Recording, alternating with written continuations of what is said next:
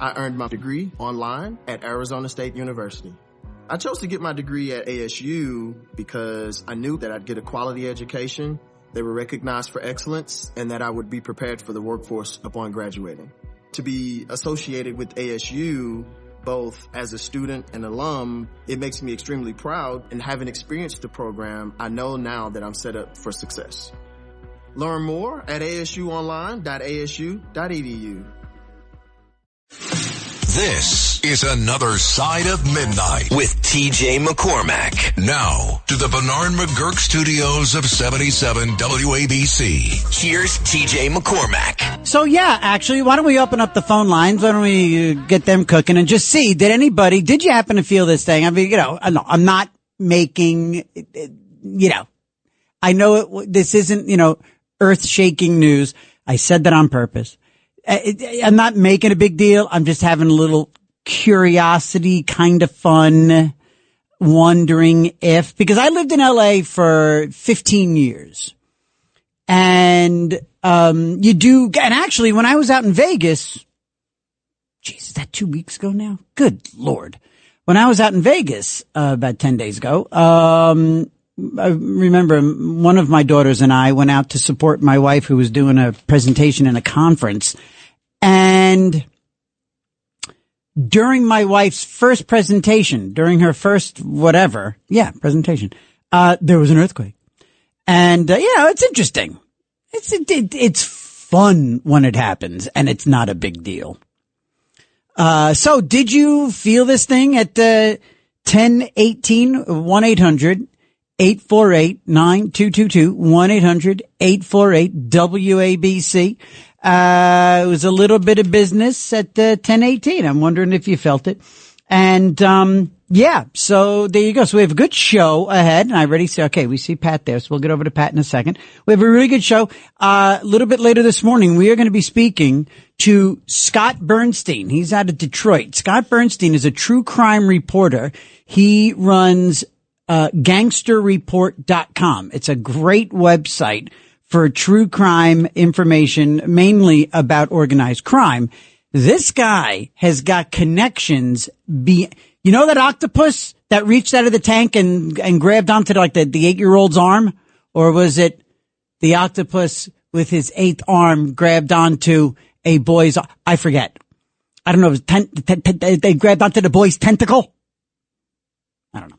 Anyway, this guy has got more connections than it, and he has the definitive story, the answer to the decades-long curiosity, controversy, or as they would say in the UK, controversy about the disappearance. Not only the disappearance, but also the disappearance of Jimmy Hoffa or Himi Jaffa. So that is going to be, it's actually really cool. They covered it in the Post. We're going to talk to Scott Bernstein here this morning on Another Side of Midnight, about the disappearance of Jimmy Hoffa, the definitive story. Cannot wait to deliver that to you. It's actually very, very cool. I feel like I'm really actually doing something worthwhile. I really do. And a couple other things coming up. So let's see. So at 10:18. Oh, also on a serious side, real quick, before we get to the earthquake calls, this week, last night we spoke to Asaf Romorowski, and we spoke to him, yesterday morning, forgive me. Saturday morning, we spoke to Asaf Romorowski, Middle East expert.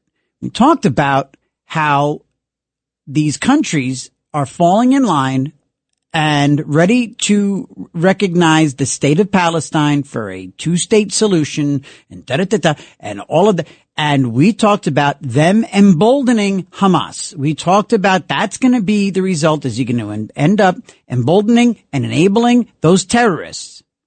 And sure enough, like clockwork, set your watch.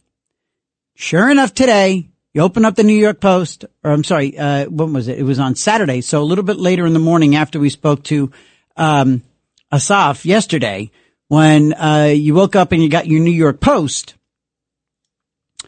there it was, the story of, and I want to make sure, I've been struggling with his name, Eviatar David.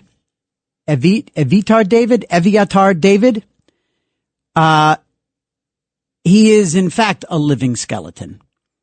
And there he is in the tunnels of Gaza with a shovel. And it looks like they've got him digging what he fears is his own grave. So we're going to talk a little bit about that. And we have a call into Dr. Harel Sharev, who is in Tel Aviv. He's a professor at Tel Aviv University. I've got a text into him, in Israel, hoping to, bring the professor on the program this morning. Once again, it is Sunday morning here, August 3rd already. And, let's jump over to Westchester. Let's talk to Pat, line 1. Good morning, Pat. So did you feel this thing? Yes, TJ. Good morning. Good morning. Yes, I did. Really? What did you feel? It was just a bit of shaking. The glasses in the cupboard were all clanging. Huh. And it only lasted a few seconds. And so maybe would you 5, maybe 10 seconds. And so would you say that it was that and have you felt an earthquake before? Yeah, last year when we had the 4.8 at us. Right? That's right. That was in Jersey as well, right? Right. There you go. All right. So yeah, so no big, I was just going to say no big shakes, but okay, but no big shakes, right? Not a big deal. Yeah, no. And my cat was laying on my sofa just sleeping. Oh, really? Didn't bother her at all. Didn't read the paper. She didn't get out the paper and start reading it in an accent. Okay. All right. Well, that's good to know. All right, Pat. Thank you, buddy. Interesting stuff. All right, Pally. Talk to you later. All right. There we go. So, if at any point you want to let us know if you heard this thing, by all means, or if you felt it rather, 1-800-848-9222. It's another side of midnight. I'm TJ. This is the gold standard, the biggest and best talk station in all the land around the world. 77 WABC. Very, very grateful to be with all you guys this morning. Good morning. So, yes, like I said, I'm actually checking my contact now. I'm actually checking with Israel as we speak. Okay, no, still no response. It's, they're about 7 hours ahead of us. So hoping that, Dr. Sharev, takes a look at his phone and, gives us the green light to, reach out to him. But anyway, yeah, so this drama coming out of Israel, and if you saw it, it is quite jarring. This, matter of fact, I don't think I don't think it was in the print paper, was it? No, it hit the papers. It hit the digital New York Post at about 3:40 this afternoon. That's right. Sorry, gang. It hit about 3:40 Saturday afternoon. So yesterday afternoon is when it hit the New York Post digitally. It will be in your morning paper today. And the images of this young man who has been a captive since 2023, after October 7th. And he is absolutely a skeleton. Hamas forced emaciated Israeli hostage Eviatar David to dig his own grave in a sick new propaganda video as the twisted terror group continued to stall negotiations to release remaining living captives. My visceral reaction when I tweeted immediately yesterday afternoon. Immediately I tweeted. And I just went from the gut to the fingertips. And my thought was, I don't care how this thing ends up resolved or not, whether or not Hamas surrenders, whether or not which very unlikely, but just like it was the mission of so many heroic Israelis and the Mossad and all of those Nazi hunters to hunt down the last living Nazis and bring them to justice. My feeling is they need to hunt down and eliminate every last living Hamas terrorist. I don't know how. I don't know if that's feasible. I don't know if that's possible, But that's what I want to happen. I want bullets in heads is what I want. The image, there is so much profound symbolism in the image of a skeletal Israeli. You know how we talk about the hashtag never again is now. Never forget, never again. The entire rationale for the founding, the sacred state of Israel is never again. It's all in response and answer to the atrocities during World War II. For them to be displaying an emaciated, Auschwitz-like image in 2025 of a captive Jew. There is so much symbolism there. There is so much going on. It's beyond disgusting. And it is directly related to this week's move by France and the UK and Canada. Okay. Emmanuel Macron, Keir Starmer, Mark Carney, the presidents and prime ministers of their respective countries and their parties, they have the responsibility on their heads of this escalation and of this situation. That's just the truth, because by coming out and talking about the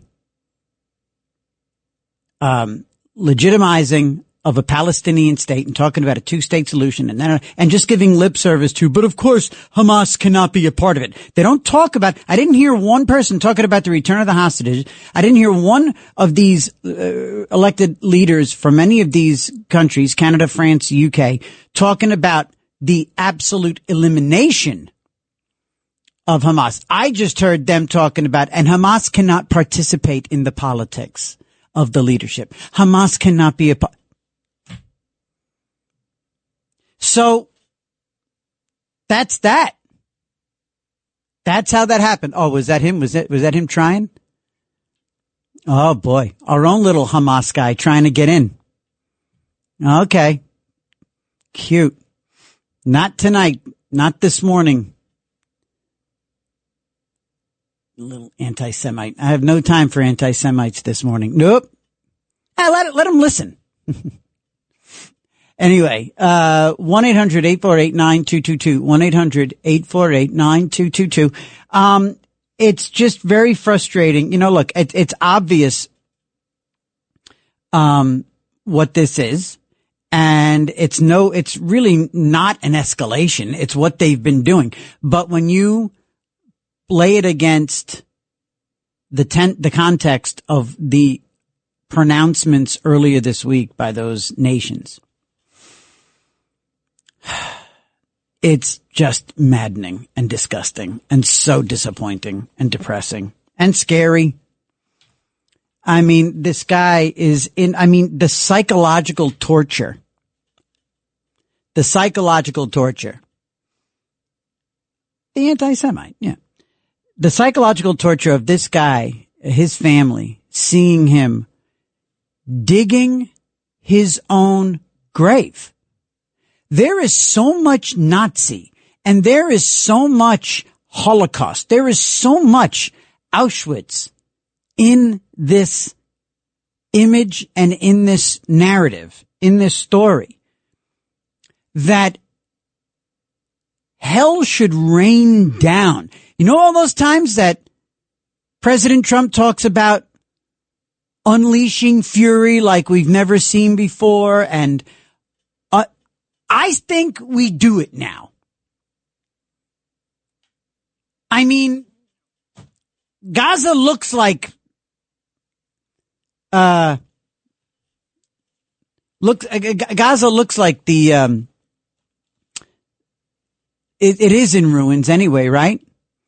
So, it already looks like Dresden.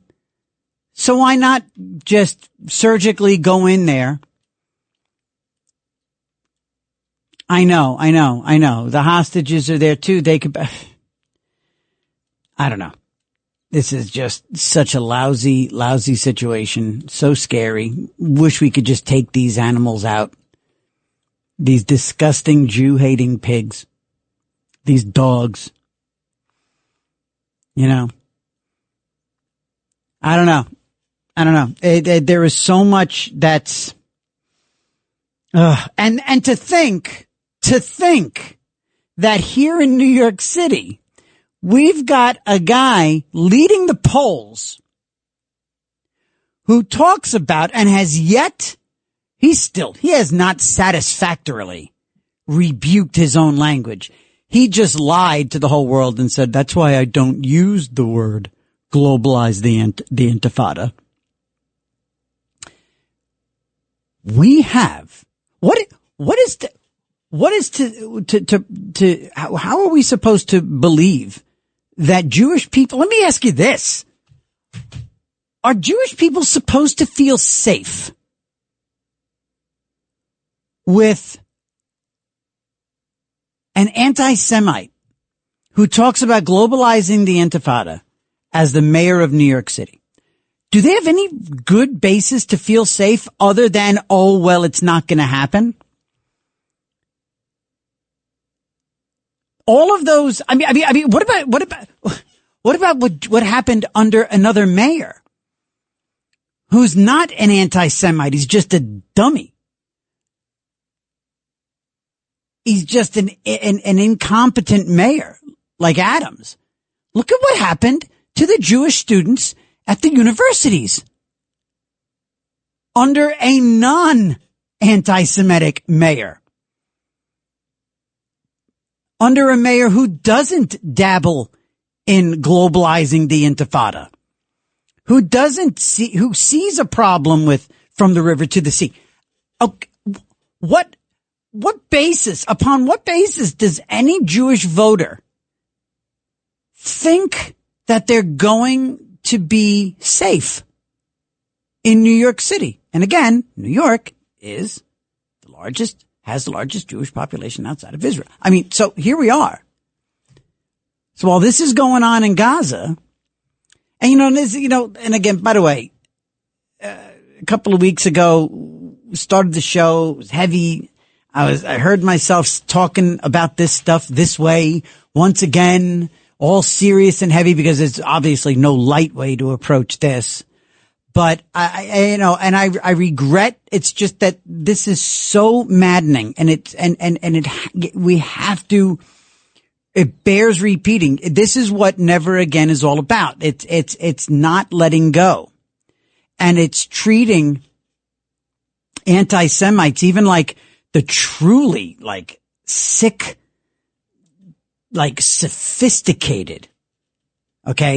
sophisticated anti-Semites, like some former regular callers to this show who are intelligent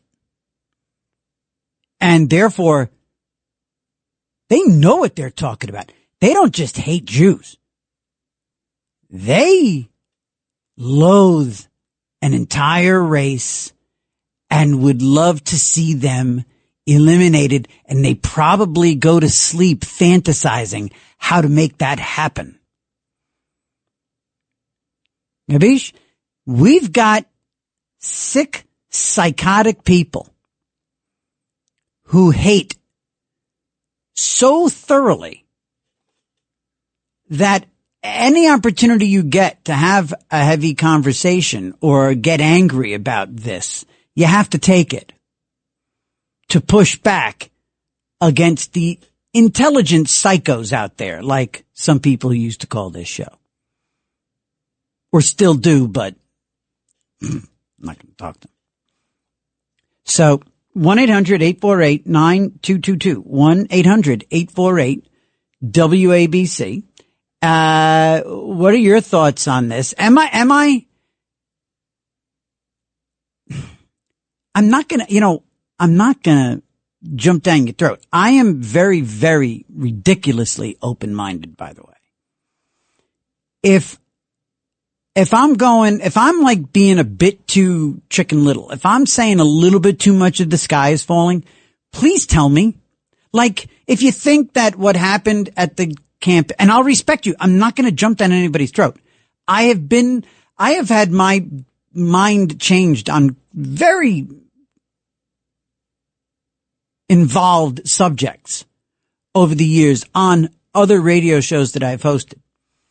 Live on the air, I had my mind changed. My intellectual perspective on marriage equality was changed in real time.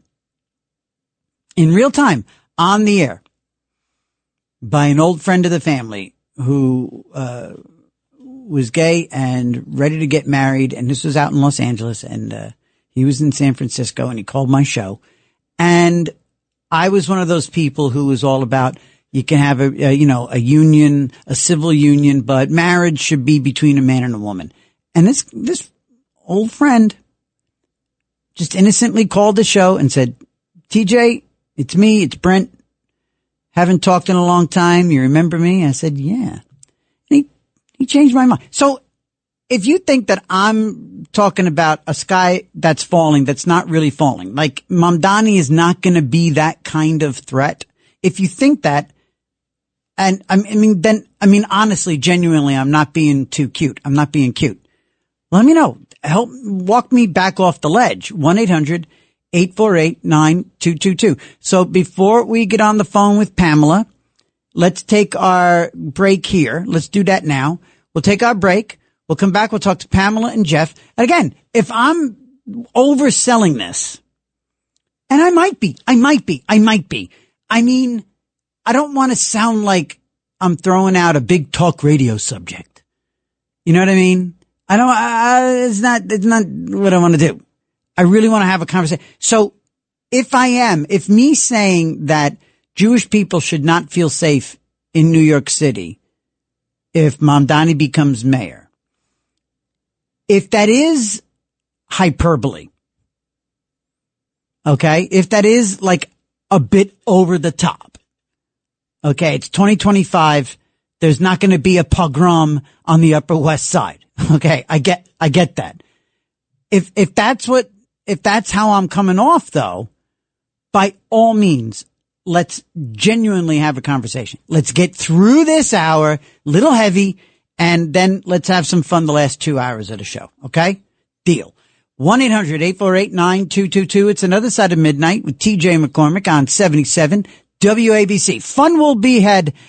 We will definitely have fun this evening, this morning, tomorrow, next Thursday, whatever time of the day it is. It's 2:29 a.m. on Sunday morning, and we shall return. Talk to Pamela. Be right back. It's Another Side of Midnight, 77 WABC.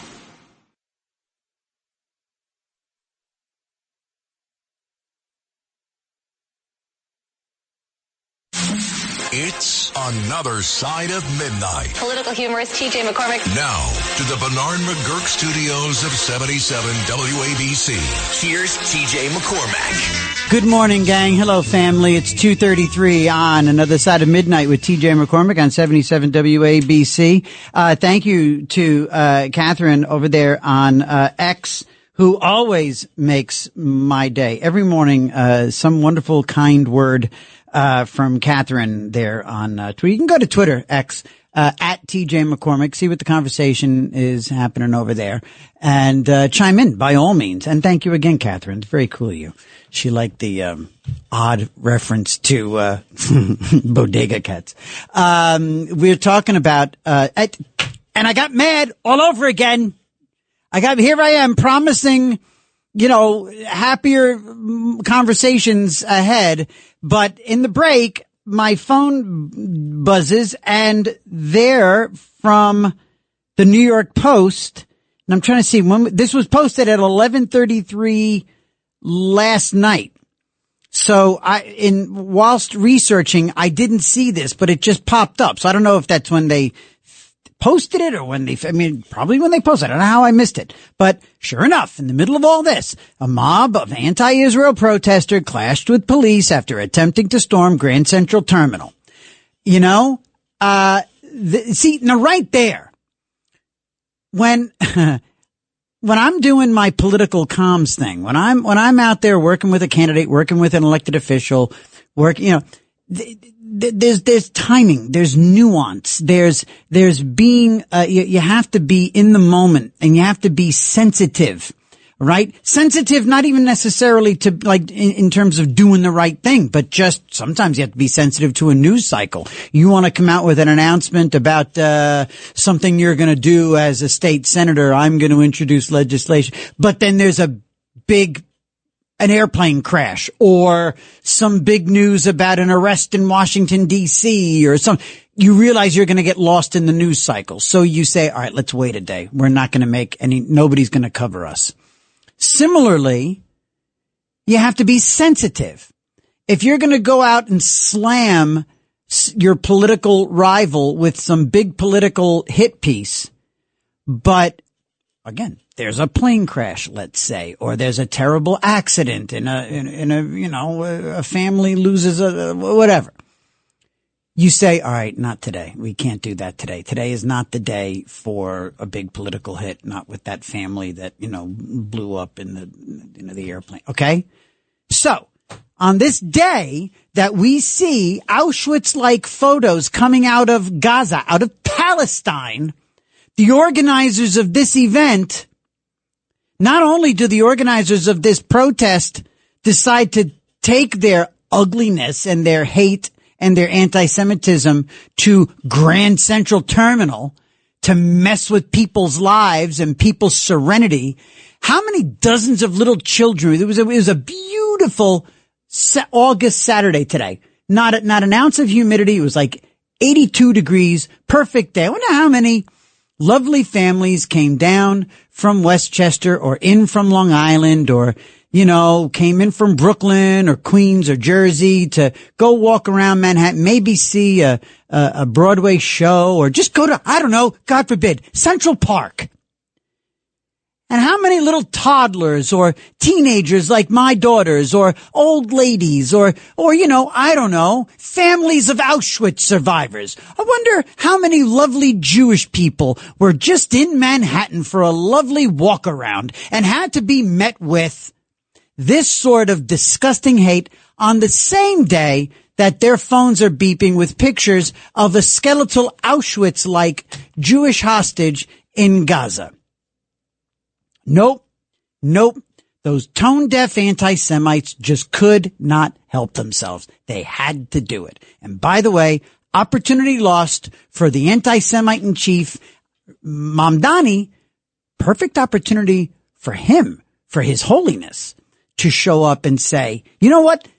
Do you know how much credibility Mamdani would have gotten from this big mouth yapping into your ears right now? How much, you know me at this point, right? I'm intellectually honest. You guys get me now. If Mamdani had shown up, dropped a quick press conference today or put out a tweet and said, with these images coming out of the tunnels of Gaza today, I'm going to ask my supporters and supporters of Palestine to tap the brakes out of respect for the family. I'd have no choice but to give the guy credit because he would have deserved the credit. But he didn't do it because he doesn't feel that way, because he's an anti-Semite. Line 2, Pamela. I've decided to throw a different emphasis. Pamela, good morning. Good morning. Sorry I couldn't call back last night. I was too upset. We are being played. Yes, ma'am. Over this topic, we are being played. We are being redirected to look at the starving children of Gaza. Mm-hmm. Oh, I'm sure some people are hungry over there, but it's their own people doing it. Mm-hmm. I still remember the images of pickup trucks with that naked girl after having been gang raped. Some of those people of Gaza were spitting upon her. Yep. I remember that. I don't forget. Mm-hmm. And I remember the news story this week in Uganda of 49 Christians slaughtered by aggressive Islam of world domination decapitated, and children. Yeah, that's what you were going to talk about last night, right? Exactly. Okay, go ahead, Pamela. Go ahead. So you remember that story while he's over there in Uganda. So Mandani is not only a threat to Jews, he is a threat to Christians, to everyone. To everyone. This is world domination, and they're very smart with the propaganda. Yeah. But they screwed up because their Starving Children campaign was working. It was really working. It brought down the EU into the sniveling little wimps that they are. And now they released that photo. Big mistake. Yeah. Big mistake. Whoever was in charge of propaganda made a big mistake tonight. Yeah. Yeah, with the hostage in the tunnel, you mean, right? Yeah. Right, with the emaciated hostage. Can you, I mean, I know you, and I know you do, but like, just to say it,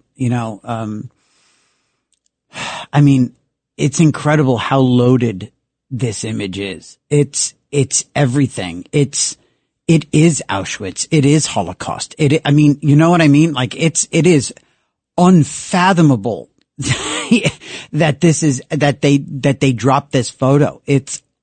Look up the statistics. Look up the statistics on all the countries and how many rapes are occurring and by whom. Yeah. Look up these statistics. Sexual assault has in fact become a weapon of warfare in the modern day. I've been listening to a series of BBC. There's a series of BBC magazine. There's a program that the BBC, it's a multi-part series on sexual warfare, basically, how it's being deployed and employed in the 21st century around the world. And it's absolute. I mean, look, it was Japan raped its way through China before World War II, right? So, I mean, it's been around forever and ever and ever, even in the modern day. But now, in the current times, it's still being deployed. It's beyond. We have to open our eyes and stop feeling some kind of Western civilization stupid guilt. Otherwise, we won't live to see another day. It's coming. It's here. It is here right now. Yeah. You're right, It is here. I actually got I took a walk and my husband actually said to me, "Don't. You want to be raped?" Wow. See, this is our country now. Yeah. No, this is our country. I do worry. I mean, I do. You can't, there's been too many stories. There's been too many images. There's been too many families burying young women. I've got two beautiful teenagers, 13 and 16, and I'm not worried about them being mugged. I'm not worried about them being, I'm worried about that. I'm worried about them being abducted. I'm worried about them being sexual. God forbid. All right. This is what's going on, people. This is, if you live in an urban area, I have seen the neighborhood go down in 1 year. We are becoming uncivilized and we're gravitating towards evil. Yeah. Open your eyes. Like people denied the Holocaust during World War II. People said, "Oh, that's not happening in Germany. That's not happening. Yep. That's not happening." That's what we're doing now. Thank you. It's happening. Yep. And it's dangerous. And stop with this feeling sorry. They just took over your lives in Grand Central Station. Yeah. They've been taking over our lives. Yep. You're right. Thank you, Pamela. Thank you. Jeff in Jersey City. Jeff, good morning. Welcome to the program. You're on 77 WABC. Hey, yeah. I thank Katzmatidis for putting some of the good people, on the station like you and some of the additions. Thank you. You're outstanding. Thank you. So I appreciate that. I want to say something. It's not like we haven't been through this before. As we make a reference to Never Again. Even when Israel in the 1960s, I was a kid, and they were about to be obliterated then. And Golda Meir asked President Nixon for help. And Nixon, to me, in my opinion, he's the best president. Maybe Washington, Lincoln. President Nixon's about third. Okay. Brilliant guy, knew everything about everything. They had Nixon derangement syndrome at the time. He had it. Trump had it. They did. That's yeah, no, I got Watergate you. was. And so, at any rate, how Nixon responded to Golda Meir, and who she called Israel's best friend and who saved Israel, Nixon said, what do you need? He said, okay, don't worry, no problem. We're going to give you double what you need. And that saved Israel. So, and she appreciated, she said he was the best friend Israel ever had. And yet people still, well, look what they did to Nixon afterwards, So this is never again. October 7th, this is worse than the Holocaust in this sense, TJ. Yes, sir. When something happens so bad and we say never again. Yeah. And then it would be like if we allowed somebody to fly planes into New York, into buildings again. Right. So it's like never again. And, you say, what is the solution? What I believe if we said to Netanyahu, and you want to take care of this and settle it, take care of it now, I bet he'd have an answer. I bet if we gave him everything, like we did with Golda Meir. Right. Whatever you need, the time is give you whatever you need. Yep. And destroy them monsters. Destroy them. Everything. I think, I can't wait to hear and thank you, Jeff. Thank you very much for calling, and I appreciate it. I'm very much looking forward to hearing what President Trump has to say about this. President Trump has truly become a seasoned leader, especially on the subject of war and peace and violence. He hates it, and he loves Israel, and he has Jewish, grandchildren. It's a beautiful thing. And by the way, didn't Mamdani say he would arrest Bibi? I think he did say that. If Netanyahu, God forbid, came to New York City to go to the General Assembly, he'd arrest him. Great, love it. So did Keir Starmer. And David Lammy, who was the foreign secretary, their Secretary of State in the UK. Yeah, they said the same thing too. The UK, England, my second home, Britain, said they would arrest Bibi Netanyahu for war crimes if he showed up. Can you even believe this? Can you even believe this? All right, it's 2:47. Time for a break. We'll come back. We'll talk to Jeffrey in Queens. I'm very much looking forward to talking to Jeff. So, Jeffrey, you stay right there. Gang, we shall return. It's Another Side of Midnight with TJ McCormick here on 77 WABC.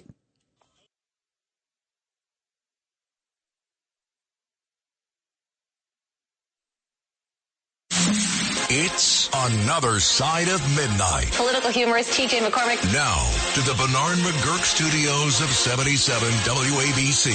Here's TJ McCormick. And we're talking about this unfortunate imagery coming out of Israel and the just wave of hate that just continues to roll around this globe towards Israel and Jews. And the capital of that hate right now, outside of Gaza, outside of the Middle East, is right here where I sit right now in Midtown Manhattan. How about that? That's a mouthful. And that is so sad. It is so wrong.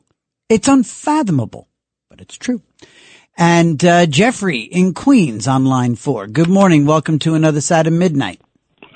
TJ, how are you? I'm all right. Thank you very much. I'm glad you called in. What's up? Thank you, sir. First time talking to you. Oh, cool. Well, I just joined your thoughts, so please don't expect a nice, wrapped up piece of communication from me right now. So I'll try and let's go with this. Okay. Let's go big Satan, little Satan. All right. You know what that means, right? Do you say big state, little state? No, I'm sorry. I'll talk to her. Big Satan, little Satan. Oh, yes. Big Satan, little Satan. Yes. Right. So that's the big, if I had to say one word, that would be it. So whatever happened in Grand Central tonight, that's the example of, or 9/11. That's the example of them coming to the East versus West. Right. East, okay. My extreme radical Islam wanting to destroy the West. Gotcha. Okay, I really have nothing more to say. I could go on and say they have money now. That Qatar giving $50 billion to whoever they want to influence it. That's a way of infiltrating America. Mm-hmm. That money infiltrates. That money let Muslim Brotherhood behind Adams. That influenced Adams from stopping, to help the Jews in Colombia, the Jewish students in Colombia. Yeah. But the rape of women, that last caller, if that happens in America, I think, well, thank God we have Donald Trump. Yes. But even if we didn't have Donald Trump, I think if they started doing that in America, whoever is it, despite their bribery money, I think it would become an open war on radical Islam in America, and we would win. We certainly would win, and you're looking for that tipping point, right? And so let me ask you this, Jeffrey. Again, you on the call screen, it's, you identified, you said that you're Jewish. So tell me, when I sit here, when a goy like me sits here and talks like I know what I'm talking about, and I say that Jewish people I'm not so sure Jewish people should feel safe in the event of a Mamdani mayorship. Am I overstating it? I mean, is this one of those things where, like, if you really had to answer, would you say, we're gonna be fine. It's gonna be lousy. This guy's a jerk. We're gonna have to put up with more garbage. But yes. What do you think? Yeah, to follow up on what I just said before, but there would be a war, we would win. Yeah, but there would be casualties. Yeah. And yes, not me. I'm a Jewish who's considered a Jewish person raised secular. I don't dress in the Orthodox Jew. Yes, right. They would be they would be targeted for their appearance. Yes, because they would be, the enemy would be sure they're getting the right person they want to get. So I don't feel the non-Orthodox Jew is so easy to identify and would not be targeted. Do you know Jewish people? Let me ask you this: if you do you have a friend or a relative or an aunt or an uncle or a kid or a cousin or a nephew? So, is there anybody in your family or in your universe? Maybe it's you. If you were at Grand Central today and you walked up and you saw these shouting, spitting, angry, screaming, cursing, pro-Palestinian, not one of them holding a sign that says free the hostage, they could still make their point. And by the way, if they were intellectually honest, if they really just had a problem with the politics, they wouldn't be putting a dent in their message if they did hold up signs that said free the hostages. That wouldn't do anything if they were just about, the policies of the Israeli state. So, but my question is, would you be scared? Would you be put off, or would you be enraged? Would you want to throw a punch? I'd be scared in the sense that let's take away let's exchange the first image I gave you. Yeah. They're not just looking to target the Orthodox visible Jew. They're looking to target the West. Anyone in America is game for their anger. Wow. America's Satan. Wow. So in that sense, yes, I'd be scared as an American. You look at that. Right. You're right. And let me say this about, people say these days, where do you get your truth from? Well, look no further than our very own WABC's Mark Levin, who I've been following for 25 years. Yes. And then you have the MSNBC, CNN, ABC. Now, why are they buying the propaganda? Well, let's say there is a war of propaganda. One's the truth, one's not the truth. Here we are at a crossing point right now where Mark's saying Mark's saying his position is that it's Hamas who is terrorizing the Gazans and not the Israelis. That's that side, okay? Then the CNN and MSNBC say the opposite. Now, what if, never mind Qatar's money. George Soros' money. You know what? Okay, let's take as an example, by the way, a funny thing. Stephen Colbert, they say, well, they caused losing $40,000. If George Soros wanted to step in, that's 4 pennies to him. Yeah, you're right. So that's a whole next level of dollars. Yeah. Right. They could have, Colbert could have gotten saved, and it wouldn't have been due for Paramount to say, well, it was due to money. They could have just paid. Soros it was because Trump ideologically said, I don't want to be attacked by this guy, but so that they took out, we stopped. Jeff, Trump's, you got to forgive me. I got to jump. Okay, buddy? Hey, all right, thanks. Thank you for calling for the first time. Thank you, Jeffrey. I do appreciate that. So there we go, gang. It really is something. I'm just going to I keep going back to my phone and looking at that image, and I just can't believe the tone deaf nature of these protests and these protesters. And Mamdani blew such an opportunity. If anybody from his team happens to by accident be listening right now, you guys screwed up. What a bunch of dummies. What a bunch of lazy, hateful, spiteful, just short-sighted imbeciles you are. What an opportunity you had to thread that needle today. All you had to do was come out, acknowledge the awful image, say that you rebuke it, you reject that imagery, you demand the hostages are released, and you ask everybody just calm down let's take Saturday off. 'Cause, it is also the Sabbath, right? That's what you could have done yesterday. But no. Driven by hate. All right, gang. It's another side of midnight. Hopefully now we move on and we have a little bit more of a lighter show. We're going to be talking about Jimmy Hoffa, the real story, what happened to that guy. Is he in an end zone somewhere? A chop shop? I don't know. Is that the lighter side, by the way? Talking about Jimmy Hoffa, a guy disappearing and being in a chop shop and buried in cement in an end zone? That's the lighter side. Welcome to 2025, everybody. We're going to have a good time talking about a dead guy who, mobbed up. Okay. We'll be right back here on 77 WABC, Another Side of Midnight with TJ McCormick. Come back.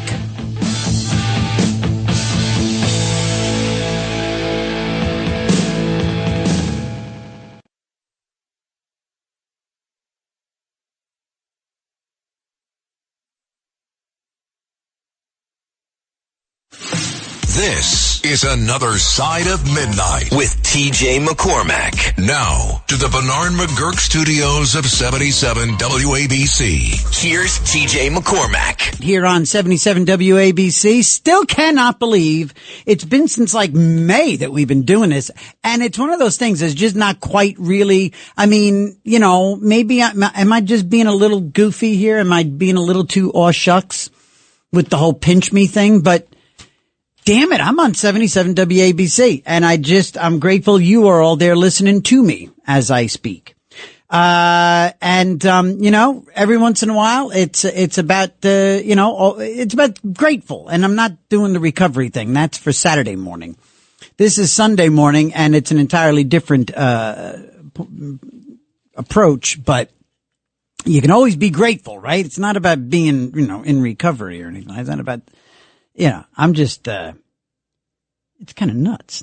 Anyway, this is one of those things too. If, you ever see somebody, you had those moments. I'm very conscious of those moments that happen to me when I'm like, you know what? Anybody out there feeling bad for themselves right now, at least you're not me. All right, I'll give you an example. There was one time there was one, how recently we had one of those biblical downpours. We had one earlier this week, and about 2 weeks ago, it happened on a Sunday night or a Monday night. I remember I was in here filling in for Sid and Friends with Curtis, which was a trip. I was here with Curtis and Mr. Katzmatidis, filling in for Sid and Friends. That was definitely pinch me. That was surreal. Anyway, we were talking about the biblical downpour the night before, crazy rain and this and that. And all right, so a couple of years ago, I was working for the Archdiocese. I was working for Cardinal Dolan, and it was a biblical afternoon rain deluge.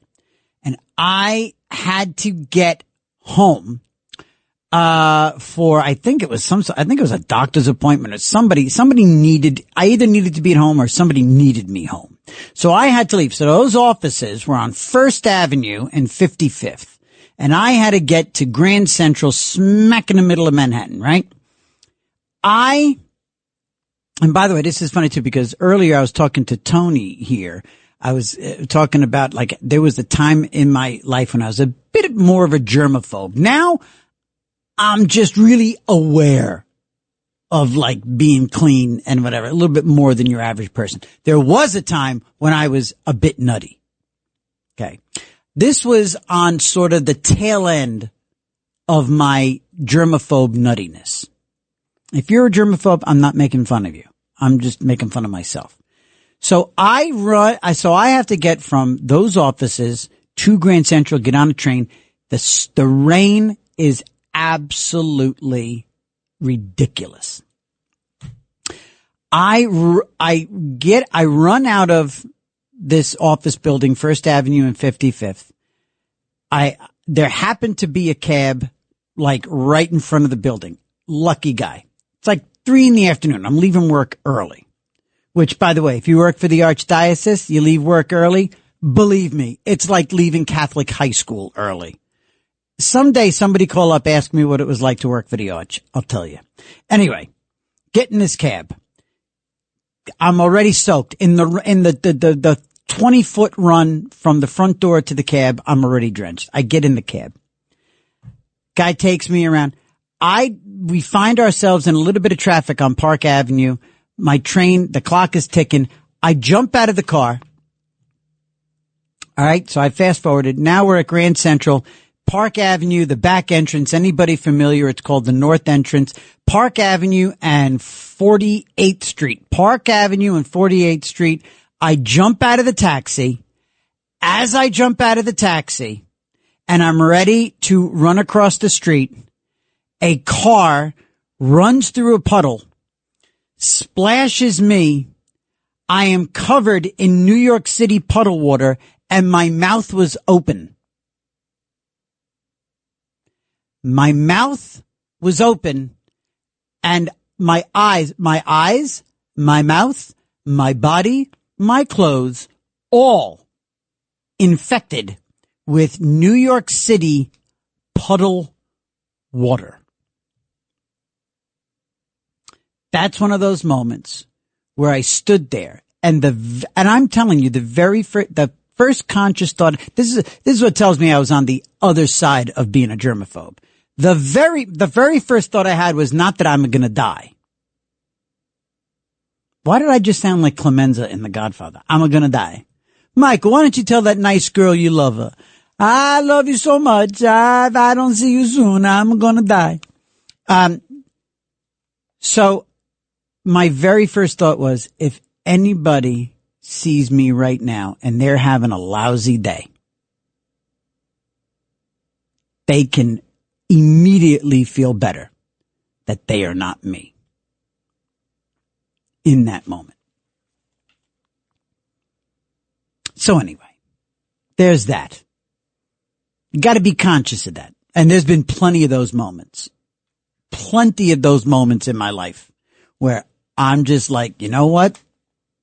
If you're not me, you're in good shape. There's been plenty of them. I'll tell you one.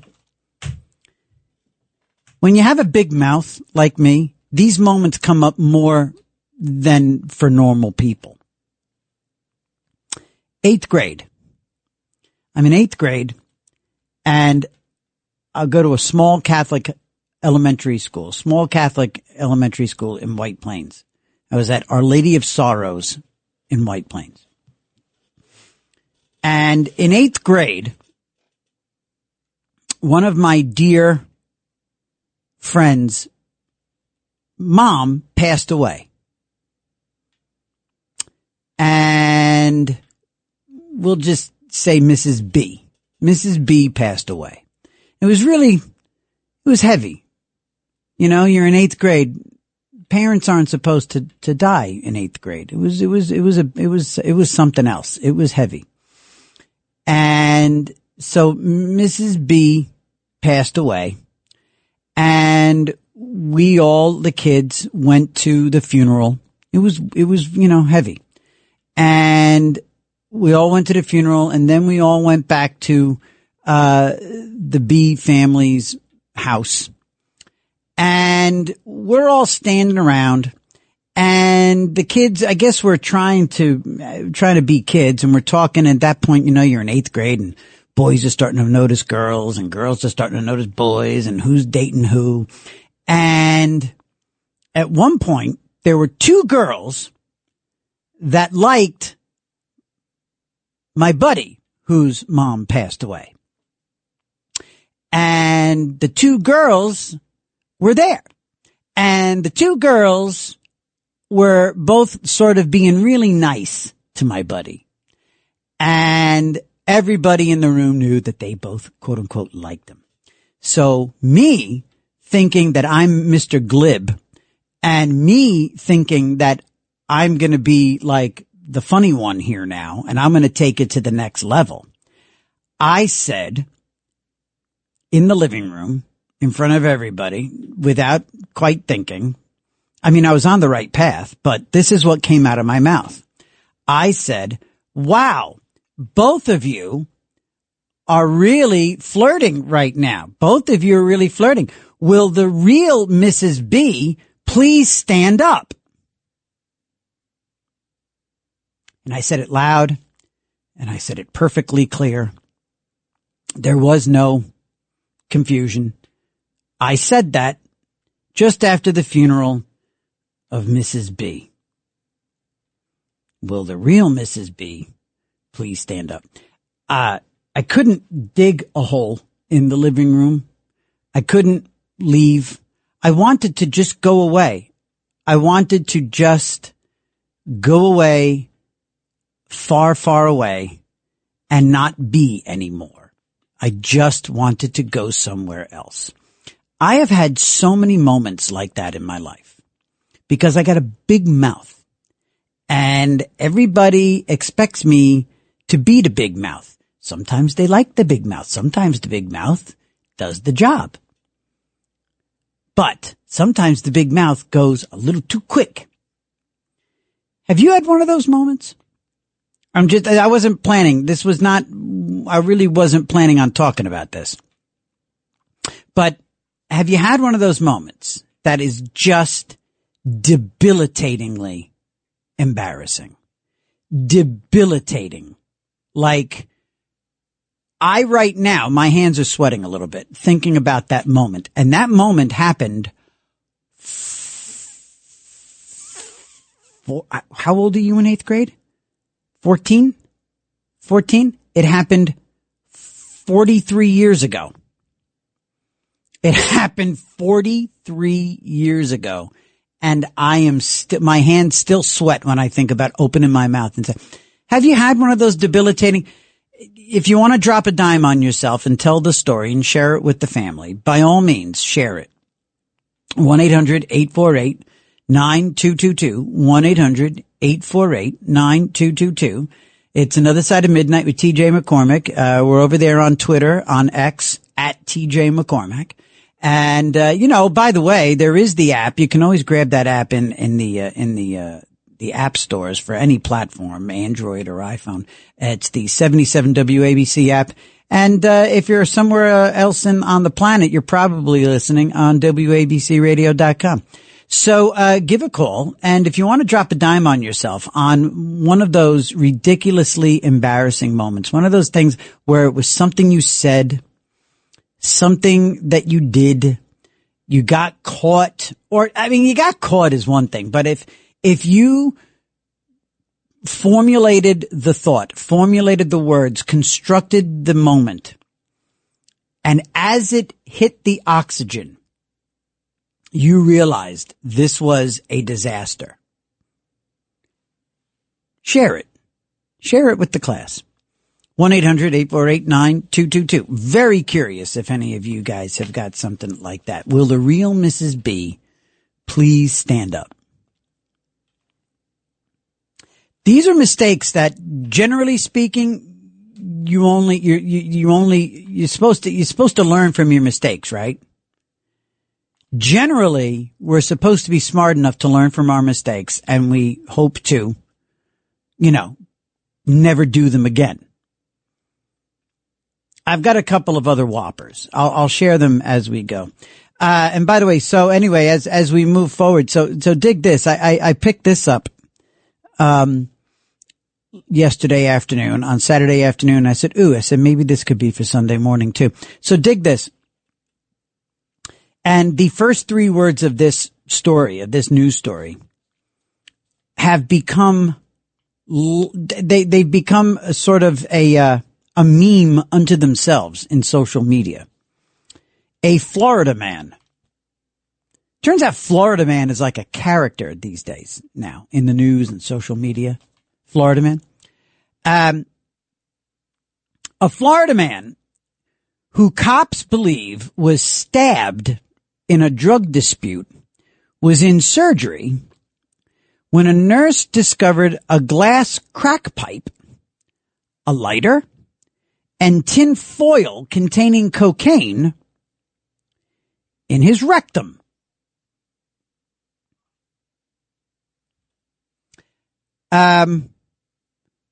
So the guy was stabbed in a drug dispute. He's in surgery for them to save his life.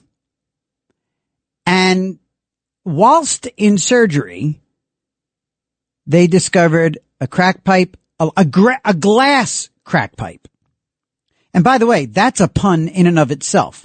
To find a crack pipe in someone's rectum, that's got to be magnificent in the operating room at that moment.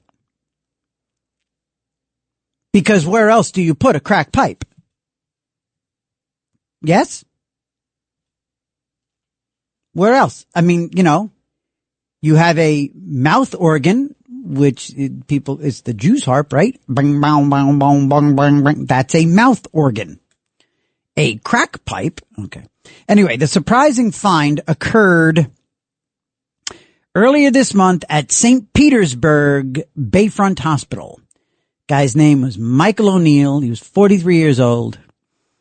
After being hospitalized for his injuries, he was then, how about this for insult to injury? He was then booked into jail. Booked into jail Friday night for cocaine possession. They consider the cocaine wrapped in foil in his rectum to be possessing cocaine, as well as the drug paraphernalia. I love it. I absolutely dig it beyond words. Rob in New Jersey on line 1 has an embarrassing moment. All right. Thanks for sharing. Here we go, Rob. Let's have some fun. Go on. How are you? Good morning. Yeah, I mean, I hate to say that. I don't think it's as bad as yours. I know, right? The friggin' mouth on me, man. Go ahead. So I don't know. I think I just finished watching like Home Alone, where what's his name has his outburst with the family. Kevin. And Kevin has his outburst with the family. Yes. Right, and I like that movie. Kevin McAllister. I'm trying to. Yes. That's right, Kevin McAllister. It's like my favorite movie to watch during that time of year. Love it. Anyway, I was going around with my family. Everybody in my family would come over for Christmas. Like everybody, Yeah. I don't know, like 25 people there, and nobody was paying attention to me. You know what I mean? So my parents have a staircase. Wait, how old are you when this happened? Please tell me you weren't in your 20s. No, no, it'd be better than that. If it makes the story better. Yeah. But I went up my parents had a staircase, big house, staircase that looked over the whole, kind of like the whole living room. It's an open house, right, area. And I just go out there and I yell out to him. I just yell to him, "You're all a bunch of a-holes." That was it. And everybody just stops what they're doing. Yeah. And they're just looking at me. Yes. And then I just kind of slowly melt away and fade into my room. And I'm just waiting there. I'm like, oh my God, what the heck did I just do? Right. My grandfather walks in and he says to me, and this just put the nail in the coffin. He's like, I've never been more disappointed in you in my life. And then he shut the door and I just sat in my room for the rest of the night. Yeah. Oh, the disappointment. The disappointment. Yeah, the disappointment. That's tough. Yeah. That's tough. And you know what? I think there's a lot of people listening right now that are sitting there going, wow, Rob, good for you. Well, I'm like, wow, you gave it to them. I mean, way to give them the business. They're all a bunch of a-holes. They're not paying attention to you. You know, here you are being influenced by pop culture. You saw how it worked for, Kevin ultimately won the day in the movie by standing up for himself. I actually like that story. I love that. That's great. Does the family? Have you ever noticed they always got the crappy vacations, right? And he got to go on the fun adventure. Yeah, and he met Donald Trump. Yeah, even better. And he met Donald Trump in the New York version in part 2. And has this ever come up? Like, does this come up at family gatherings since? I mean, is there a Christmas tradition where like there's a moment where somebody yells, "Hey, everybody's an a-hole" or something like that? Nah, my family's too sensitive to talk about things like that. It's my family's become a little touchy. Oh, really? So, unfortunately. Do you think you started that process? Maybe, do you think you made them to? It had something to do with it, yeah. Well, I'm glad you called in, Rob. Thanks, man. That's fun. Yeah. That's cute stuff. All right, buddy. 1-800-848-9222. 1-800-848-WABC. Yeah, I think I told you the story, a few years ago at the Armory in, oh, actually, you know what? I think I told this story when I was filling in for Sid. And I was at the Armory up, on, what is it? 178th Street? What, that Armory where we do the, indoor track. And, I was running for Archbishop Stepanak High School in White Plains. Everybody knows. Right next door to Our Lady of Sorrows. And, so I went to Stepanak High School and I was running track for the team. It was indoor winter track season. And, they called us down from the balcony where the team would sit to watch the track meet. And I was running in the 4x100 meter relay. And, oh God, I'm so old. It might have still been in yards. It might have been the might have been the 440 or something like that. Anyway, I was, running. And so it's freezing. It's wintertime. There's no heat in this armory, and mainly the armory at that time was a homeless shelter for men. And they bring us down to line us up for the relays. And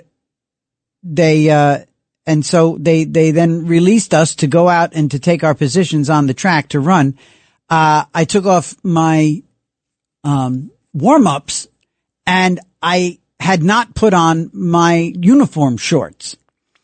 I was standing there on the floor of the Armory with thousands of people in attendance without shorts on underneath my tracksuit. And it took a moment. I felt a bit of a breeze where I to that point in my life had never felt a breeze at all. Shows you what my social life was like. Boy, that took forever. I don't know if you, that part of my life, that took forever. I went to Catholic school, boy. I tell you what, that took forever. And it's clear what it was. Anyway, so I was standing there at the Armory, and, I did love getting around the bases, though. I gotta say, do you ever notice, too, that even as an adult, getting around the bases is fantastic? They're all just as great. First base is as great at 50 as it was at, God, how old was I when I finally got there? I don't want to say. It's as great as it was at 23 when I finally... Anyway, so those sort of moments, those are the sort of moments that are just humiliating, and they never go away. The toes curl, and you think about them, and you say, "Oh my good Lord." There's that. I've never had an unfortunate accident. Never had one of those. I was never like, yeah, that hasn't happened yet. Hopefully that doesn't. That one I don't think I'd recover from, because that would be the confluence of like so many phobias and fears and germophobia kind of things. You know what I mean? Anyway, 1-800-848-9222, 1-800-848-WABC. A little bit later this morning in the next hour before we get, and we're going to bring you right up to the 5 a.m. newscast with Liz Radabali. In the 4 a.m. hour, about just 30 minutes from now, I am going to deliver to you the definitive answer to what actually happened to Jimmy Hoffa. Scott Bernstein is going to join us. Scott Bernstein of gangsterreport.com is going to join us here on Another Side of Midnight, and he's going to give us chapter and verse. He's got it from the sources, and he's going to tell you all about it. But we have, and it's going to be great. I love it. It's mystery. It's history. It's criminal justice. It's true crime rather. And it's Americana in a way, right? All of that rolled into one fantastic interview that we're going to do, with Scott Bernstein about Jimmy Hoffa. And in the meantime, if you have a ridiculously embarrassing story, a moment where you are in a situation that if anybody else was having a really lousy day and they knew what happened to you, or they knew what had just come out of your mouth in front of somebody, they would feel a hell of a lot better about their own situation. 1-800-848-9222. Make the rest of the class feel better. Let us have a laugh. Why not, right? All right, it's Sunday morning here on 77 WABC. It's Another Side of Midnight. I'm TJ McCormick. We shall return. Stay right there.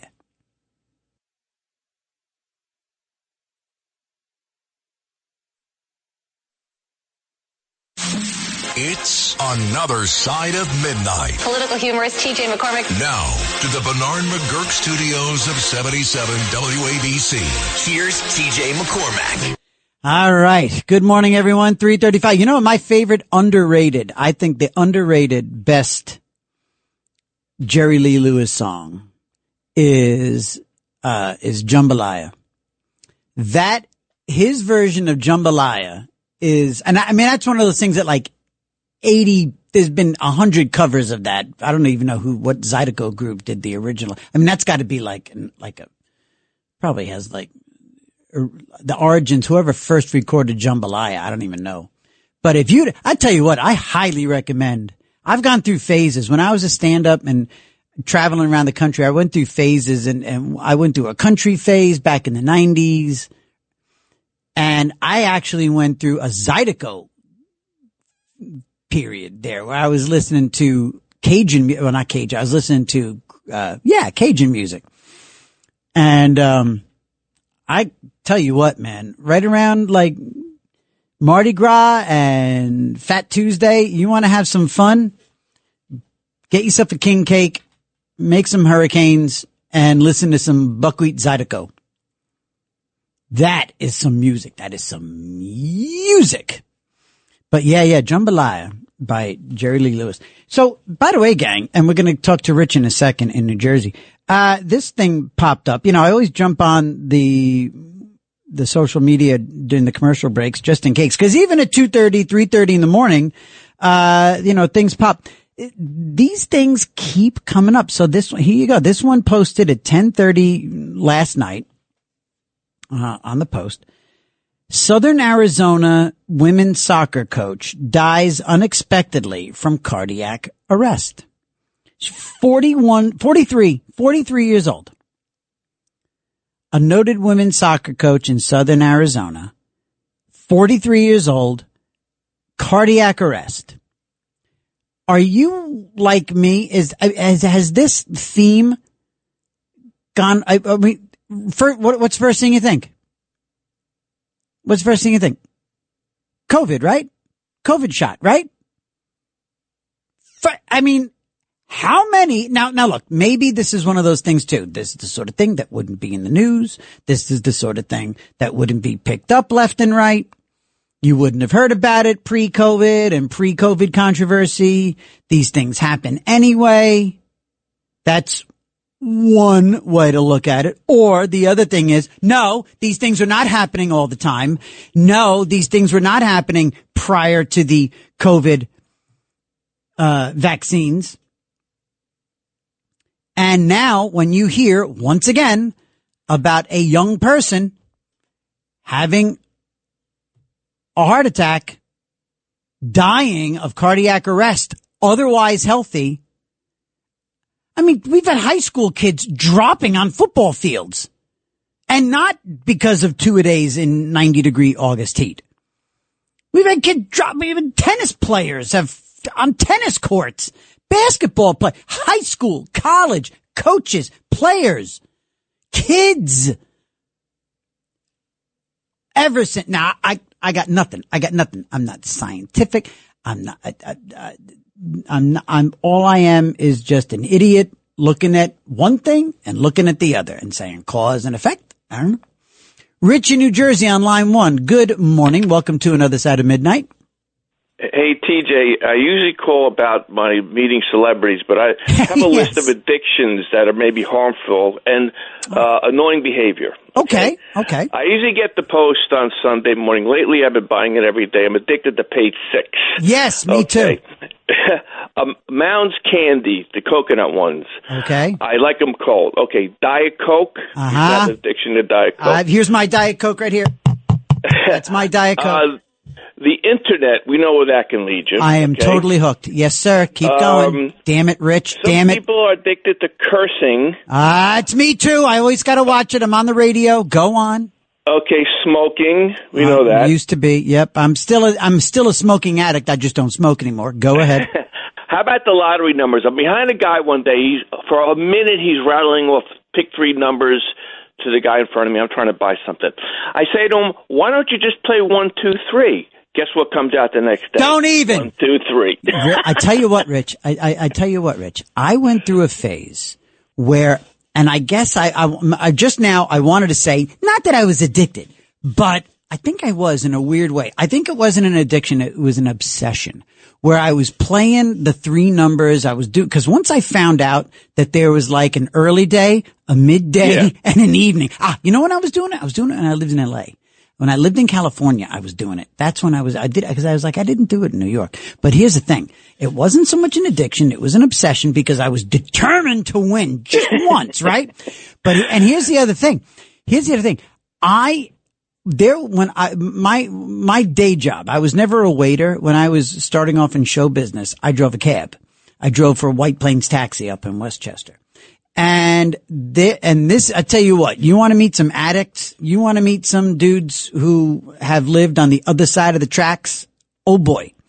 And there was one guy who was like psychotically addicted to the lottery. He had, Rich, in the front seat of his taxi, he had stacks and stacks, looked like a hoarder, of marble notebooks with numbers and combinations and all of with rubber bands holding pages and this and all. He had this scheme. He had this formula, right? This system. And the son of a gun would win, but he would win like, bits and pieces. He'd win $3, $7, $12, $9, whatever. But he was playing all of his taxi cash all the time. It's nuts. That gambling addiction is brutal, Rich. How about annoying behavior from people? There's a couple. Okay. Sports fans, guys, grown men who have the name of a sports athlete on his back, with his shirt. Oh, on the jersey? Okay, I see that. And they have his kid with the same thing, the same okay. name. All right. All right. Here's another one. That's very subjective. I'm going to say, Rich, that's very subjective, but I'll give it to you. Okay. People that say, God bless you when you sneeze in a group, if you sneeze in public. You mean it's like everybody. Like you're at the DMV. Right.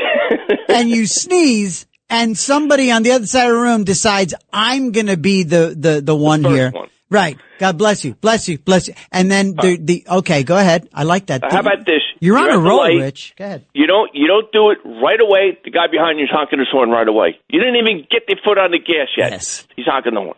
All right, here's another one. you may appreciate. Okay.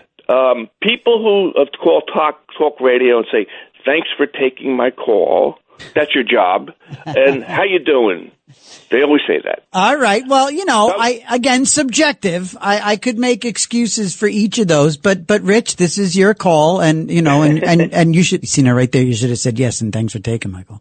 But go ahead. Anything else?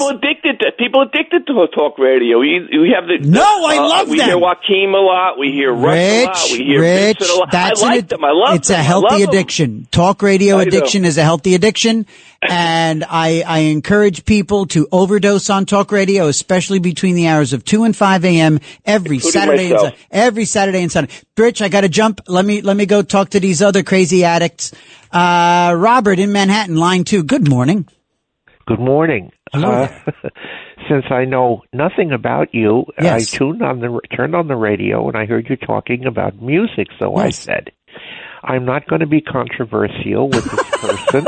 Okay. I'm not going to get into any epic fights about India, Pakistan, or Cambodia, Thailand, or any of these. You know what? India, Pakistan, that'd be a nice throwback, vintage, retro dispute. But go ahead, sir. Yeah. So I figured, I heard you talking about music. Yes, Rob. So I figured that I'm a music maven, and I figured I would ask you, if you don't mind, what are your musical tastes? Thank you, Robert. This is a wonderful call. It's 3:45 on 77 WABC. And I'm being totally honest with you. I am a lover of talk radio. I am a lover of overnight talk radio. And this question and the discourse to follow is absolutely perfect. It's everything that I love about talk radio. So thank you. Before we continue, yes, sir. After we finish discussing music, yes, sir. or whatever you want to discuss, sure. I have a verbal gift for you in the form of a proverb. Ooh. Okay. All right. So I'm going to give you. So tell me about your musical so Robert, taste. I am all over the place. On the way down here I live in Westchester. On the way from Westchester tonight in the car, I was listening to Frank Sinatra, Dean Martin and Sammy Davis, a live performance at the Sands. I was also listening to Elvis in concert. So I've been on a kick of listening to live performances.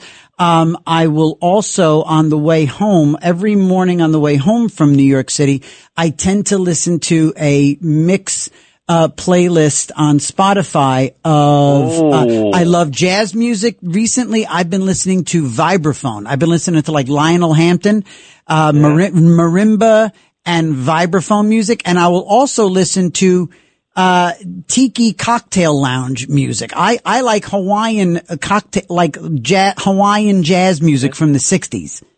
Yeah, well, let me tell you what I'm into very quickly. Go right ahead. So you know where I come from. Sure. I'm a folkie. Ooh. I'm interested in traditional acoustic folk music. Okay, mandolin and banjo and bluegrass. Bluegrass. You know what about bluegrass and old music? I love it. I love Rocky Top. I know all the words to Rocky Top. I love Bill Monroe. And I'm a big Bill Monroe fan. The father of bluegrass. I love Blue Moon over Kentucky. Blue Moon of Kentucky, keep on shining. Well, you know, I once attended a festival that he used to run in Bean Blossom, Indiana, and I went out Bean Blossom, Indiana. Sounds like something you'd make up, right? Bill Monroe Festival. Wow. And the first people who happened to show up on that Friday afternoon, if you can believe this, yes, was a busload of fanatical Japanese bluegrass lovers. And you haven't tell you lived what, those Japanese, when it comes to loving Western and American stuff, it's huge. Well, you haven't heard until you've heard Moon Over Mount Fuji played on fiddle, banjo, mandolin, and acoustic guitar. Have you ever seen these Japanese Beatle tribute bands? Oh, yes. They're yes, fantastic. Now, the other thing that I'm into, as I said, I'm into Celtic, but I'm very much into Celtic, Irish, Scottish, traditional music, bagpipes. I like the Clancy brothers. I like the Wolf Tones. Oh, the Clancy brothers. Sure. You know, it's funny. I remember a concert I went to in 1961. on my 18th birthday, Tommy Makem and the Clancy Brothers. Tommy Makem and the yep. Mm-hmm. Were doing a concert at Town Hall. Oh my God! And the entire night they were singing rebel songs. Yes, Irish rebel songs. Yep. Like well, God. It's like Johnson's motor car. Johnson's what motor will car. my lone brethren think when they hear the news? My Lord has been coming, dear. Yeah, I got it. Yep. You happen to, Brennan on the moor. It's incredible. Brennan on the moor. Yep. Oh, God. Yeah, hey, I'm Irish, man. I'm all about the rebel songs. McCormick. That's right. And so I've got to jump, but. No. Let me give you a proverb. That's what I was going to ask you for. Please give me that proverb. Okay, I'm going to give you two quick proverbs, and these are gifts for you. Thank you. The first one is Irish, although I learned it in Wales in 1964. Okay. May you never forget that which is worth remembering, and may you never remember that which is best forgotten. Beautiful. Now, the second one. Yes, sir. This is for people who need to know not what to think, but how to think. Gotcha. A man, this is from the Sung dynasty of China. Okay. A man who looks to the sky for a sign from the gods while ignoring the rumblings of earthquakes beneath his feet is totally devoid of intellect. That's for you. Thank you, sir. Robert, I want you to call back again. I'd like you to call back on another weekend and make it a regular thing, okay? This was very interesting. When are you on the air, Every TJ? Saturday and Sunday morning from 2 to 5 a.m. 2 to 5.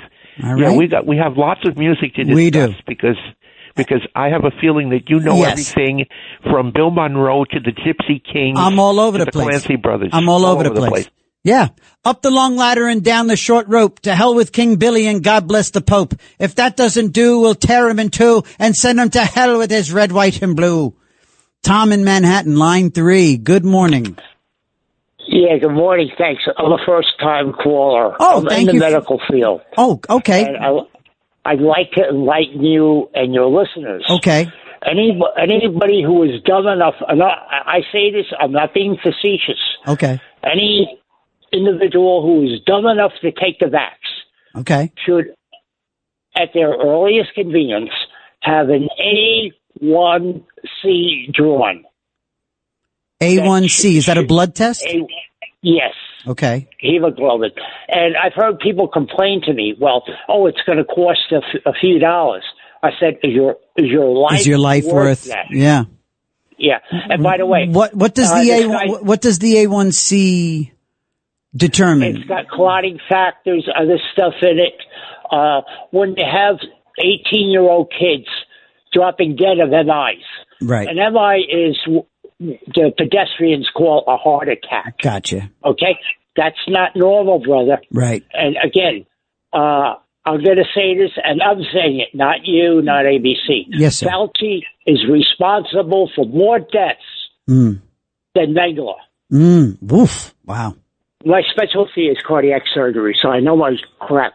Trust me, brother. I was graduated from Baylor. I love it. You have people call you and say, well, I graduated. No, you didn't graduate. You were graduated. I was graduated. Wow, look at you. Look at you, fancy. You went to Baylor. Yes. Wow, that's a hell of a medical school.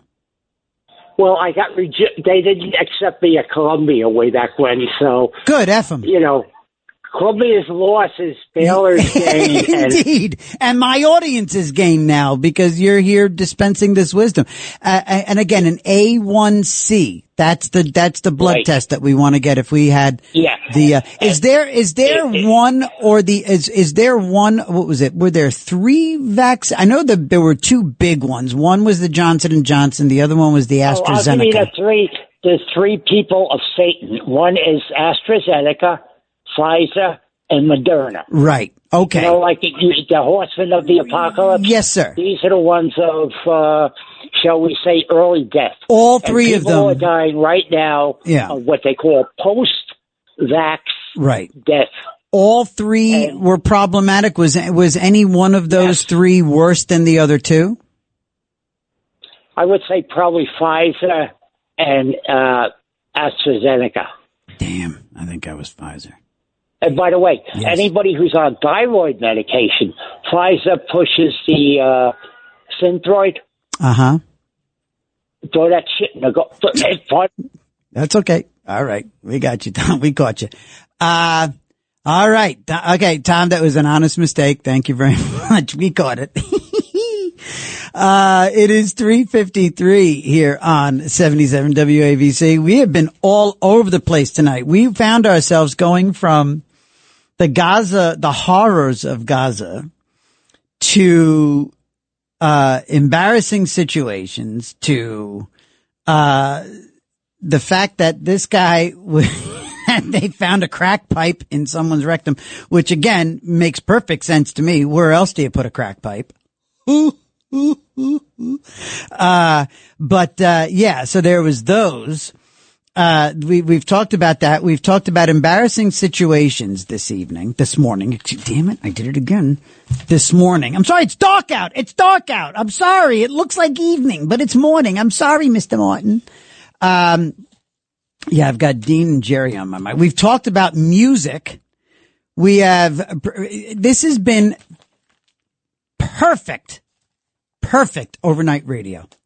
And it's all you guys. I am along for the ride tonight. Yes, I told a couple of embarrassing stories, but I'm along for that. You guys have literally taken my lead and picked it up and run with it. I've thrown a few passes and you guys have taken it for great yardage. So thank you for making this show. What a fantastic morning this has been. And it's going to get even better after 4:00, because after 4:00, that is when we have the guest that I've been talking about all morning. Scott Bernstein's going to join us. He is a true crime reporter. You go to gangsterreport.com. He is a one-off, this guy.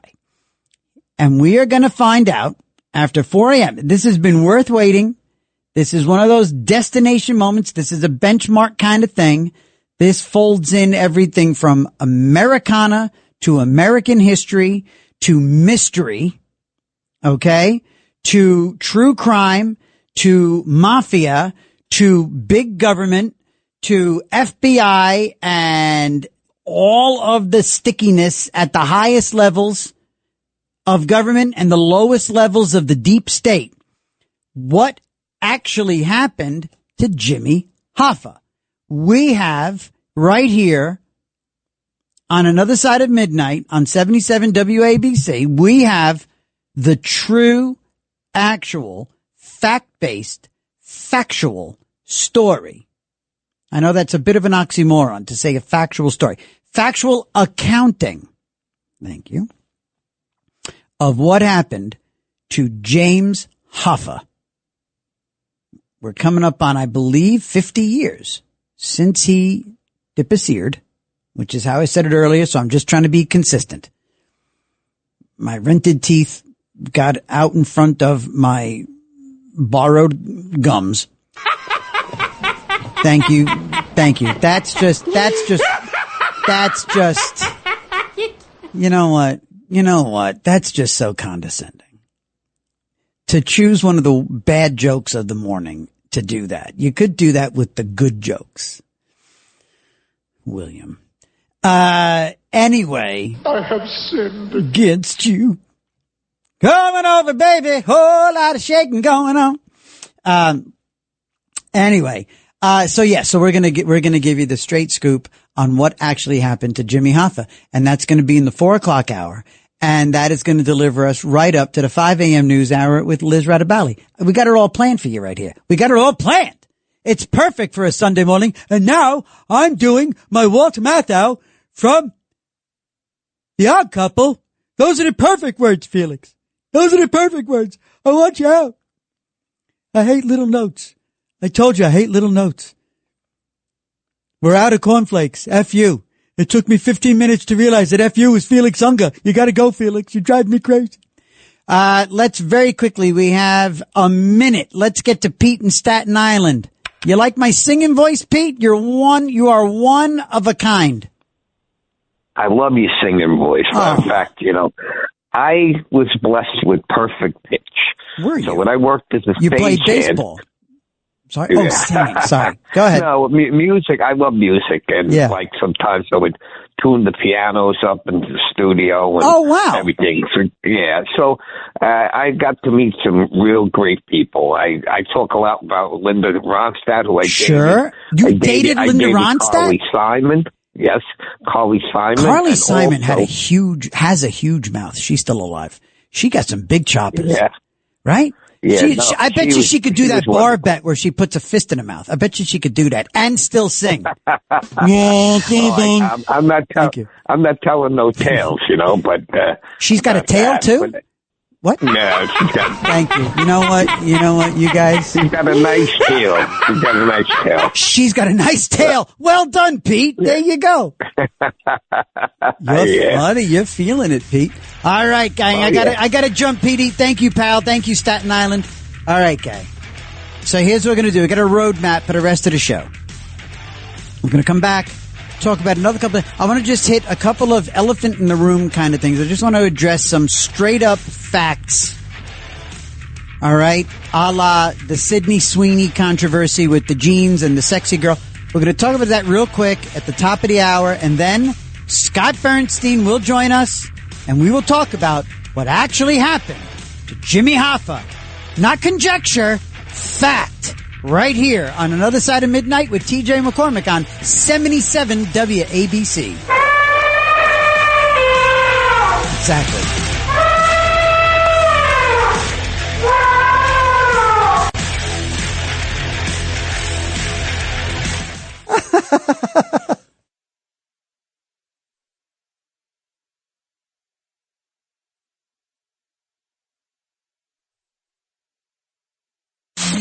It's Another Side of Midnight. Political humorist TJ McCormick. Now, to the Bernard McGurk studios of 77 WABC.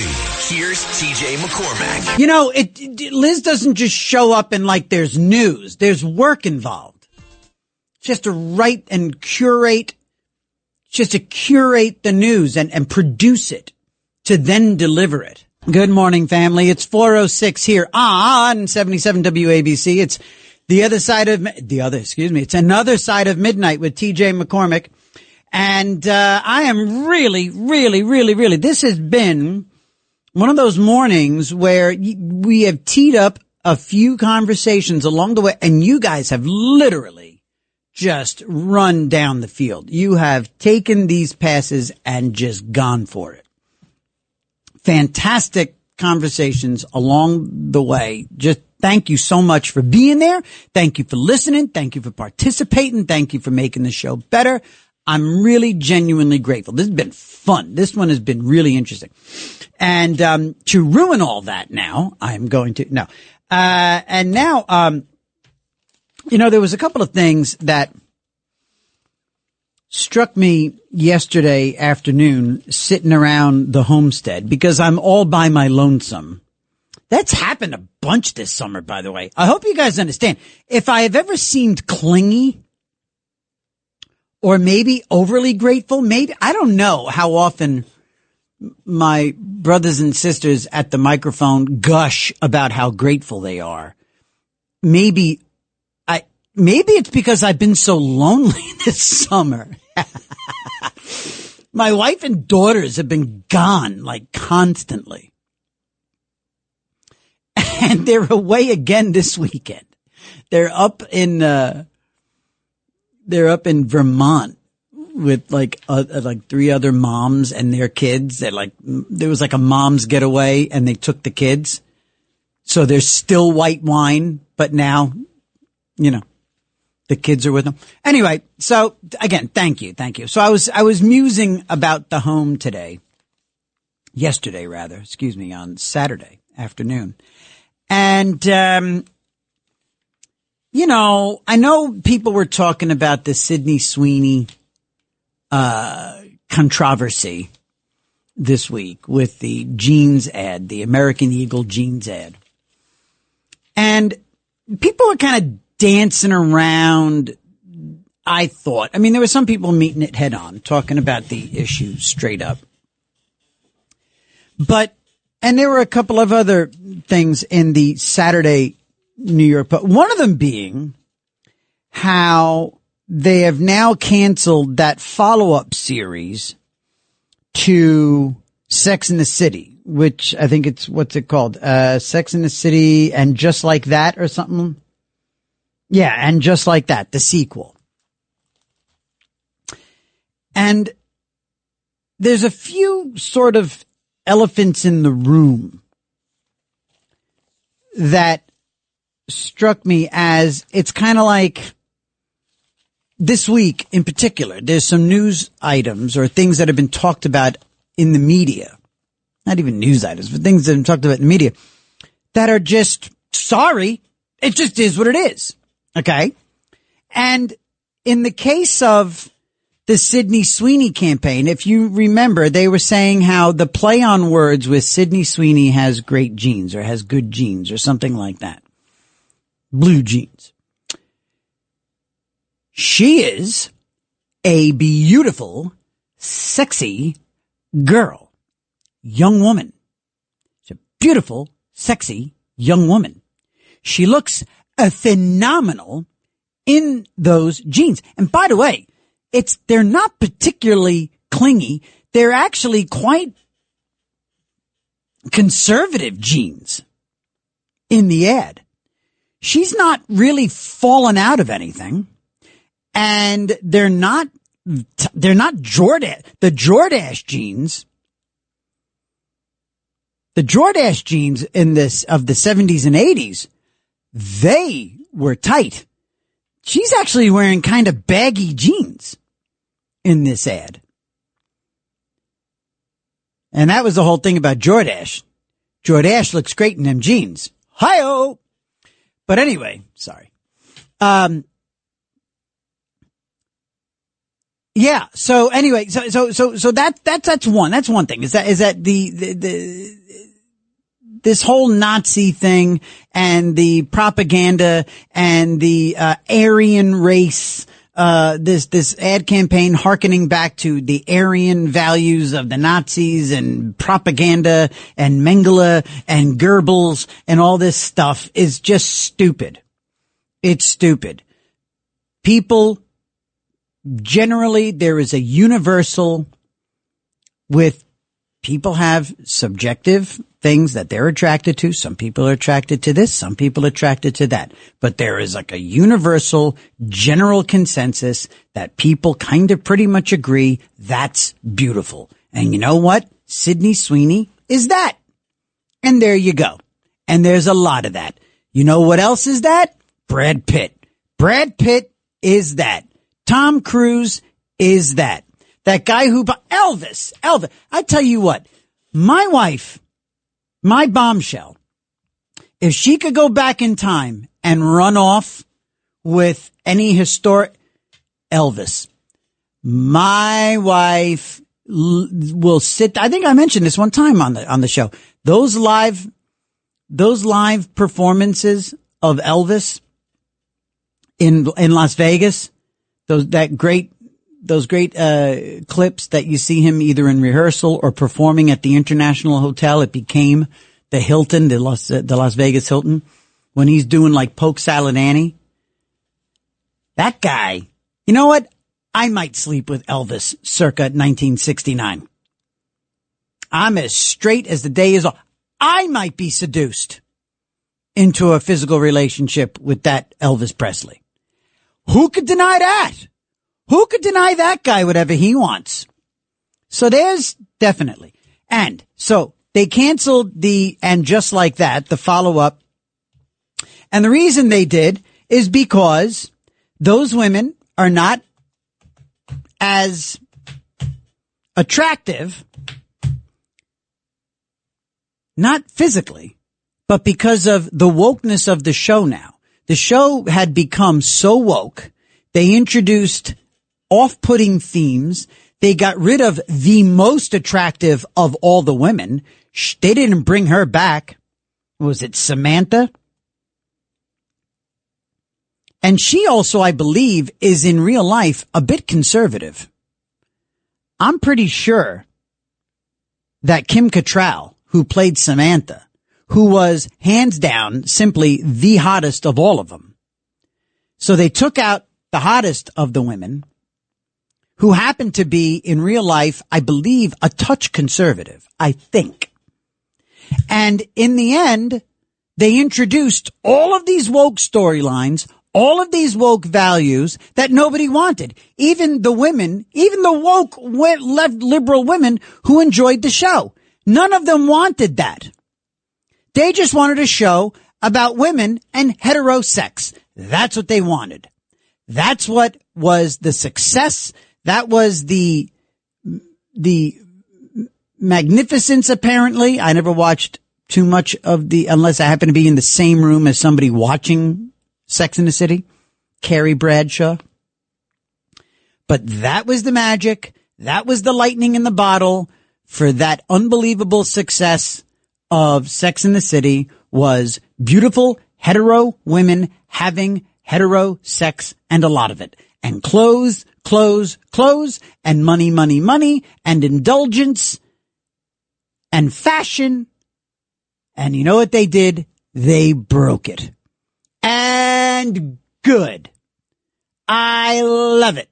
I love that woke Hollywood blew it, that they bit off more than they could chew, and that they ruined their own golden goose. I love it. They cooked their golden goose and they lost. And great.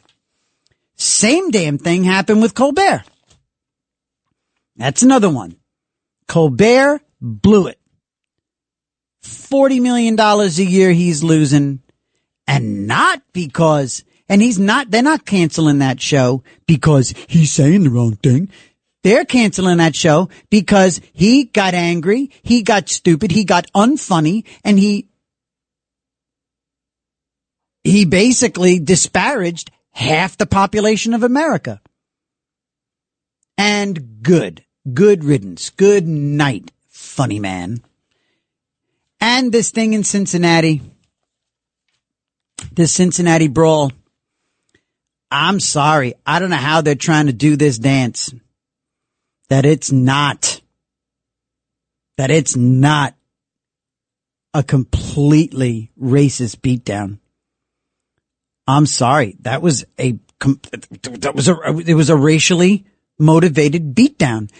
Even if it started, and I'm a little late to the table on this particular story, but even if it started as white people offending the black people with racist statements and racial slurs aimed at the black people, it then devolved into an attack of a whole bunch of black people on a couple. Now, if those couple of white people are racist, well then, F around and find out.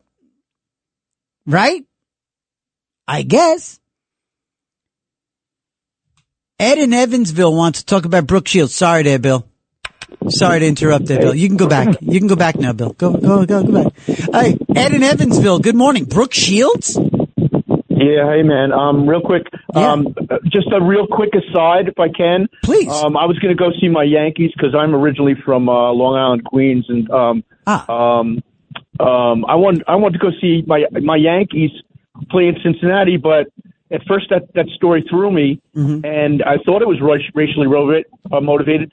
But this guy, he was drunk and he attacked somebody else, and then the media took it one way. Anyway, going back to Brooke Shields real quick, I did some research because I'm a former school teacher in parts I don't want to discuss.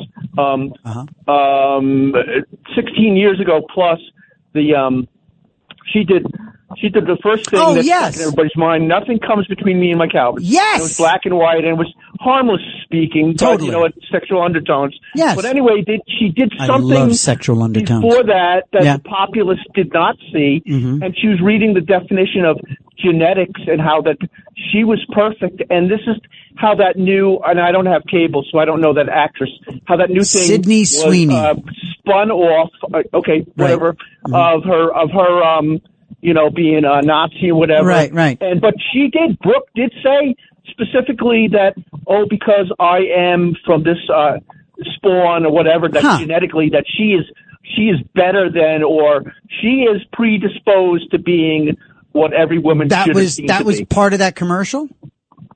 I don't know if that was part of that commercial, but I saw it. I researched it, and it's on YouTube. You can look it up. Anyway, thank you for your time, man. Thank you. Got an interesting show. Thank you, Ed. Thank you very much. All right, gang. It's coming up on 20 past. We're going to take a quick break, and when we come back, I, TJ McCormick of Another Side of Midnight with me, said TJ McCormick, I am going to do a service. I'm going to provide, with the help of, a conversation with Scott Bernstein, true crime reporter, gangsterreport.com. Scott's going to join us, and as promised, we are going to provide to you the actual, true documentation of the demise, disappearance of Jimmy Hoffa, one of the greatest stories and controversies and mysteries in American history. Right after this, here on Another Side of Midnight with TJ McCormick on 77 WABC.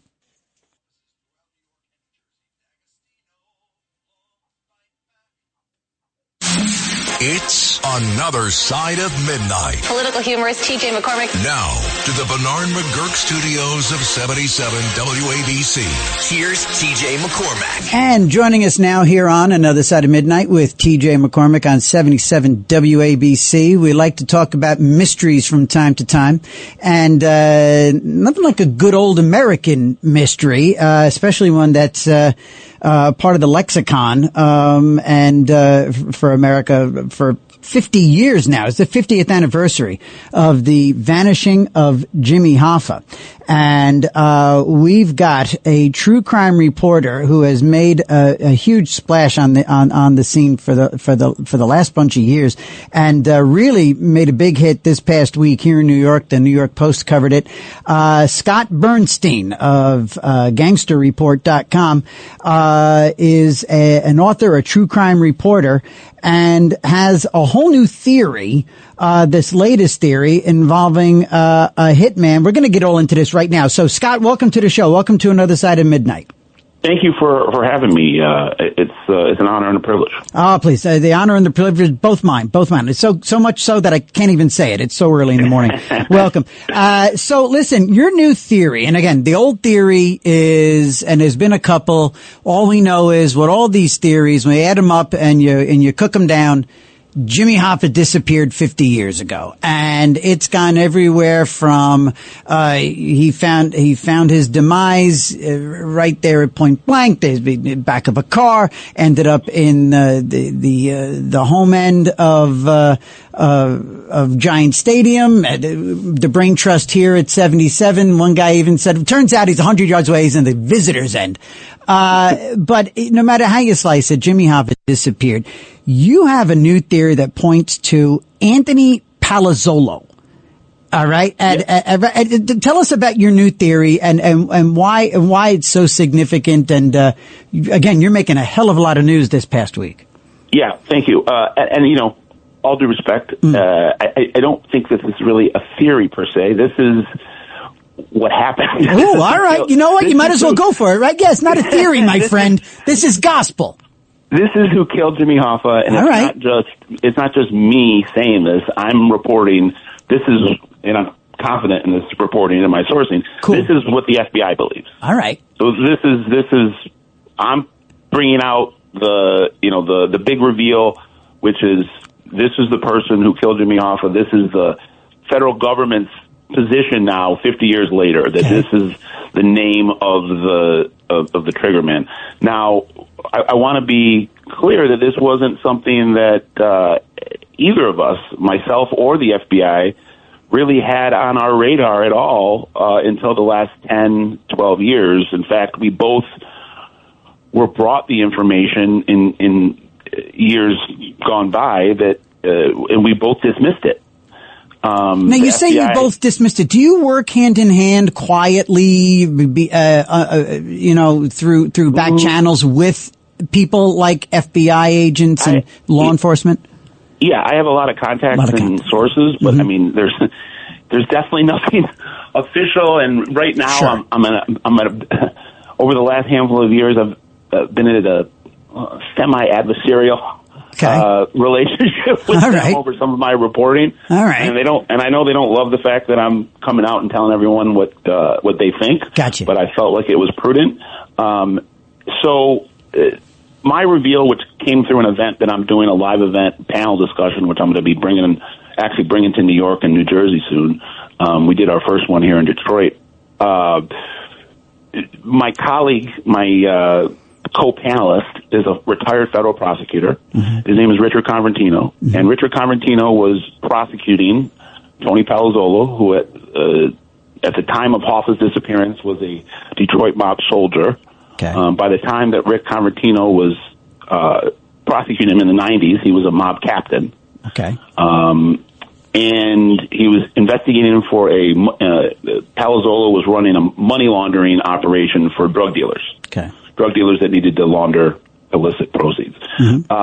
And they had an undercover federal agent with Palazzolo, and Palazzolo, on a court-authorized FBI wire, admitted to killing Jimmy Hoffa and disposing of his body.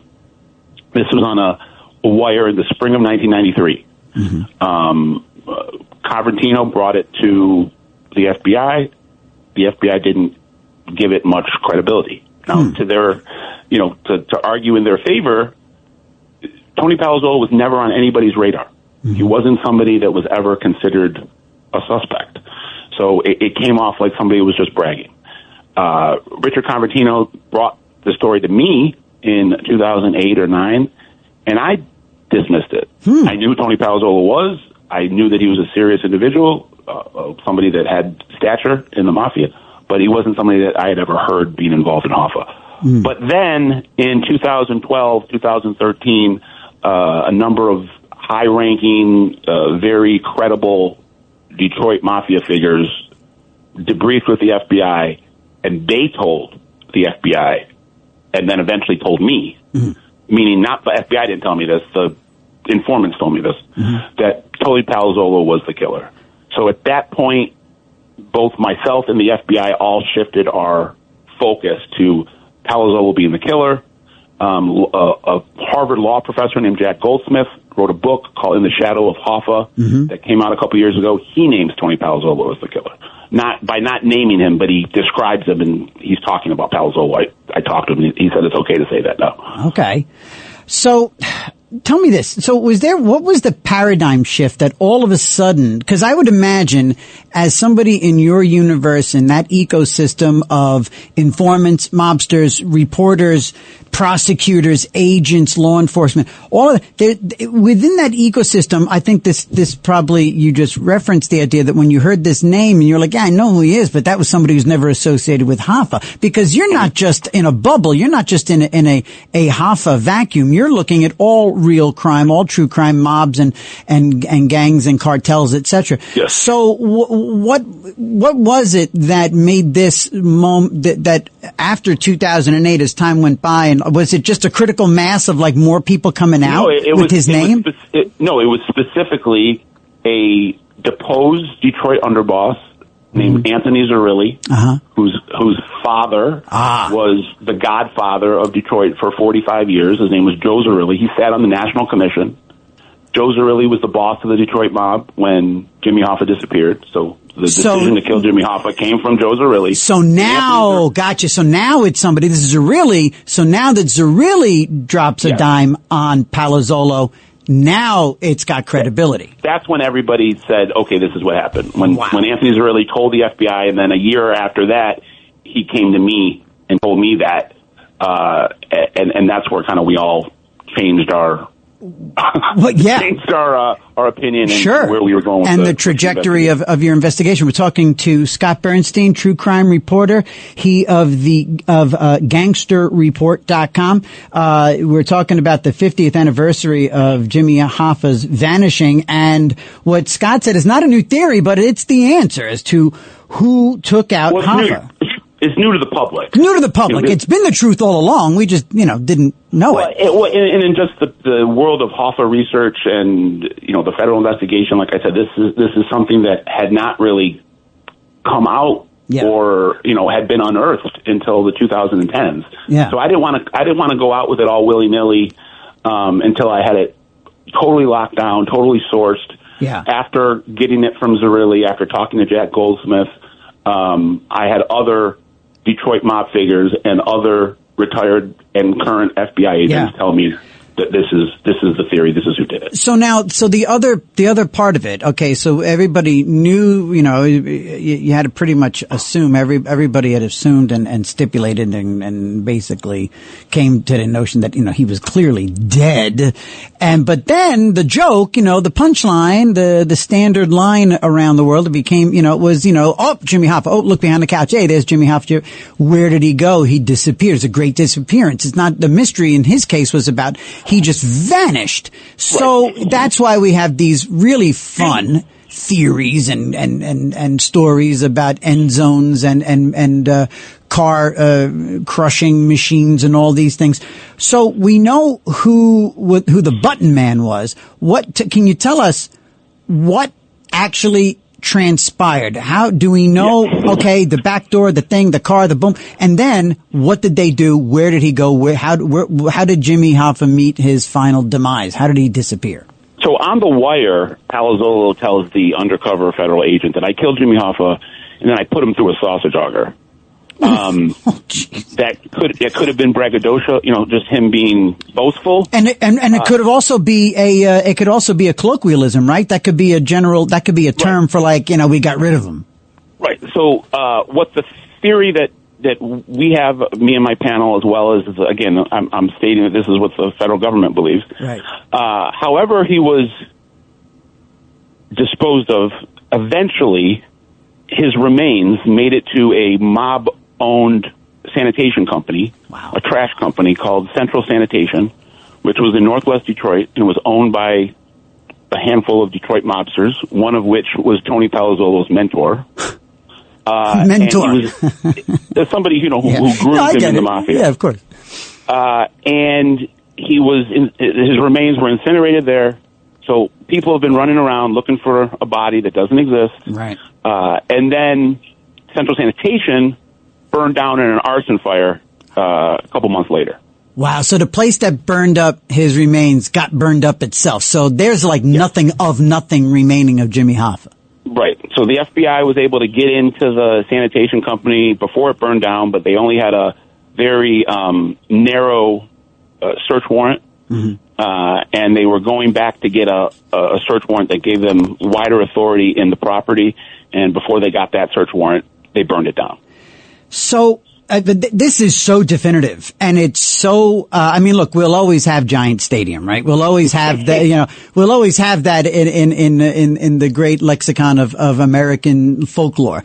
But and again, we're talking to Scott Bernstein here on Another Side of Midnight with T.J. McCormick on 77 WABC.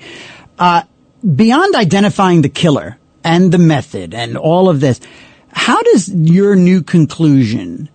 How does it shed new light? Does it shed new light on the broader conspiracy? Because there's more to this than just he ticked off the wrong person and they had to get rid of him. What about the broader conspiracy surrounding Hoffa's murder? Specifically, who in the Detroit Mafia or beyond, D.C., Cuba?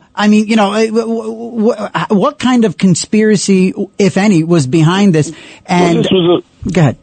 A sprawling conspiracy, to be frank. This was probably the most important mafia asset at the time, or had been, because he controlled the pension fund. Right. At the Teamsters Union, where everybody, every mobster in America was going to the pension fund and getting low interest loans to go build businesses that they then stole from. Wow. Including Las Vegas, was all built on the pension fund. Amazing. So this was something that a decision to kill him needed to be a consensus. Wow. So this was the New York Mafia Commission, along with Chicago and Detroit, coming to a decision that Hoffa had to go.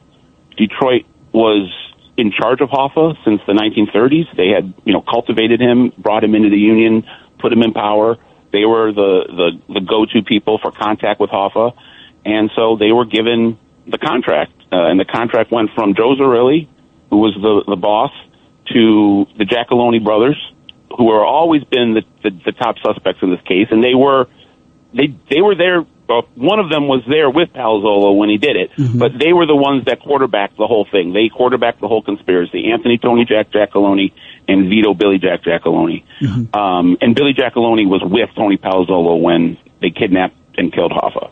Wow. So, it went from, this consensus amongst a number of mafia bosses to the Detroit family and Joe Zerilli. The contract was then given to the Giacalone brothers, who were close with Jimmy Hoffa and had been kind of the guys in the Detroit Mafia to handle Jimmy Hoffa for the administration. They set it all up and then gave it to Palazzolo to do. So, as with any conspiracy, especially a wide-ranging conspiracy with so many people, like when you just said the New York Mafia Commission, so the 5 families in New York had to get on board with the Chicago crews and the Detroit crews, and you have Philly and you have Boston. So, you have this national consensus of the underworld.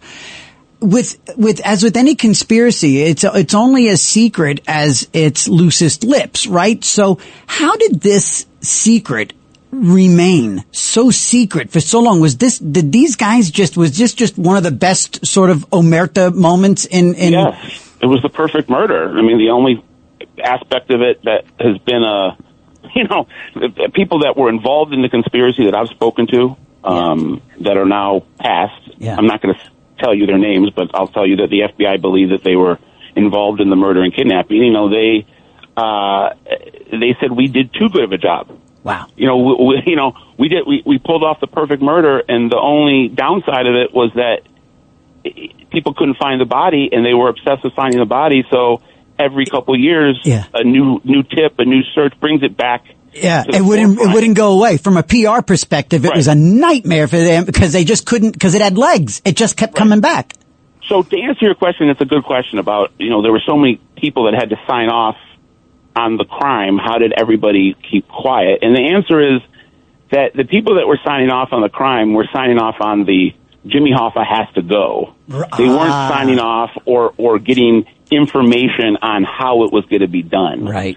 So the people that did it was a small, tight-knit group made up of most likely all Detroit mobsters. And Detroit is a unicorn. Sure. They are an outlier in the world of the mafia. They do things at a much higher, sophisticated level. Yeah, clearly. These guys never talk. They never cooperate. They don't die in prison. They don't die in the street. They die in their bed at home, surrounded by loved ones, worth tens of millions of dollars. And it probably doesn't hurt that they're Detroit and not New York or Boston or, you know what I mean? It probably helped that they were Detroit, and being that they were also the seed at the investment bank level of operations, given that they were part of they recruited Jimmy Hoffa into the union and then, fast-tracked him.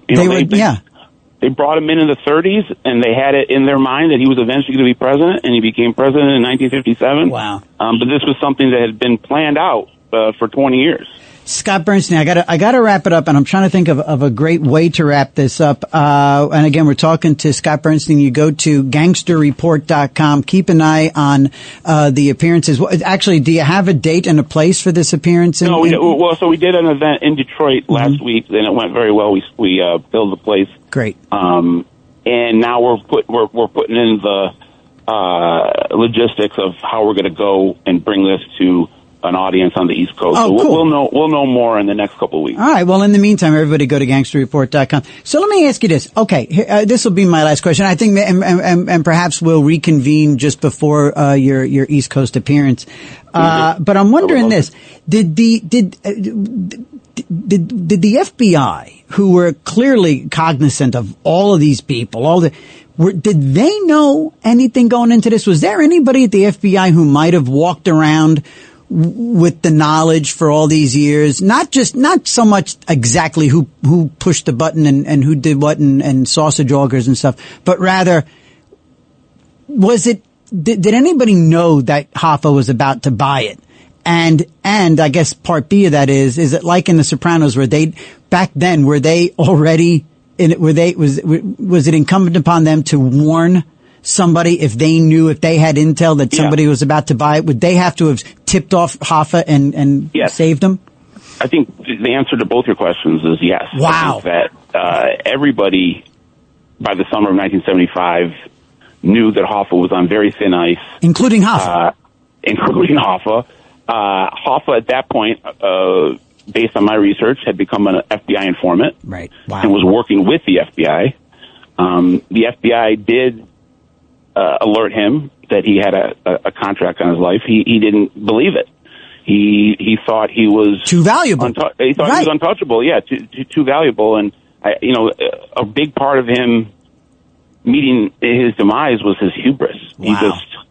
He just really overplayed his hand, thinking that he was untouchable, and that people that had been his friend for all the people that had been his friends for all these years, that had helped him gain power, had done all of his dirty work.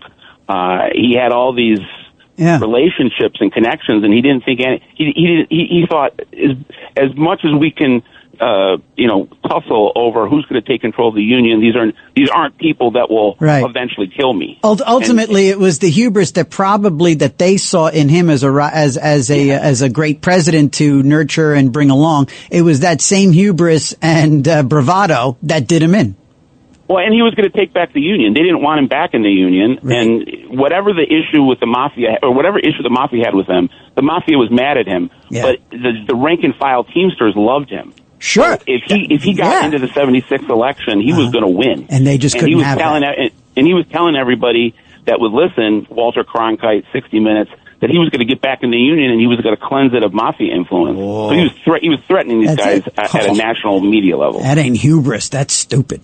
All right. Hey, listen, Scott Bernstein, everyone, go to gangsterreport.com. Take a look at Scott's stuff, and we'll talk to him again as he gets closer to his East Coast appearance. And thanks so much for joining us here with this fascinating news on what exactly happened to Jimmy Hoffa here on Another Side of Midnight with TJ McCormick on 77 WABC. And as a matter of fact, actually, he's gone already. I meant to ask him what actually happened to Adriana Lacerva, because I guess Syl did do it, but we didn't exactly get physical graphic confirmation that Adriana would. I don't know. Anyway, how was that, huh? But I think that sounds done. I think it's done and dusted. I think there you go. I mean, who the hell am I to go any further or question or whatever? The fact that the local names that were involved all made sense, but didn't make sense until they were brought up in the context of the button man who wouldn't have had anything to do with it. It all just made sense. I mean, the way that Scott lays it out, and just tells it from the perspective of the prosecutor, the FBI investigators, the local media, his contacts in the media, all of it adds up. And the fact that they were all unanimous, him and all of his cronies, all of his contacts, all of his experts, and himself, it all lined up. They all stipulate that this was the guy. And that's how it went down. And the fact that his remains were burned, and then the ashes were then incinerated. How's that for gone? How's that for disappearing somebody? That's nuts. I believe it. I think that's it. I think there we go. There's no more Jimmy Hoffa jokes. That's anyway. All right. So there you have it. Scott Bernstein. And I'm grateful for having him on, and, go to gangsterreport.com and learn a little bit more. It's So we'll take our last break of the morning. We'll have a little quick conversation after that and hand you off to Liz Radabali, who is currently curating and producing the news for the 5 a.m. newscast, as she does every Saturday and Sunday. It's Another Side of Midnight with me, TJ McCormick, here on 77 WABC.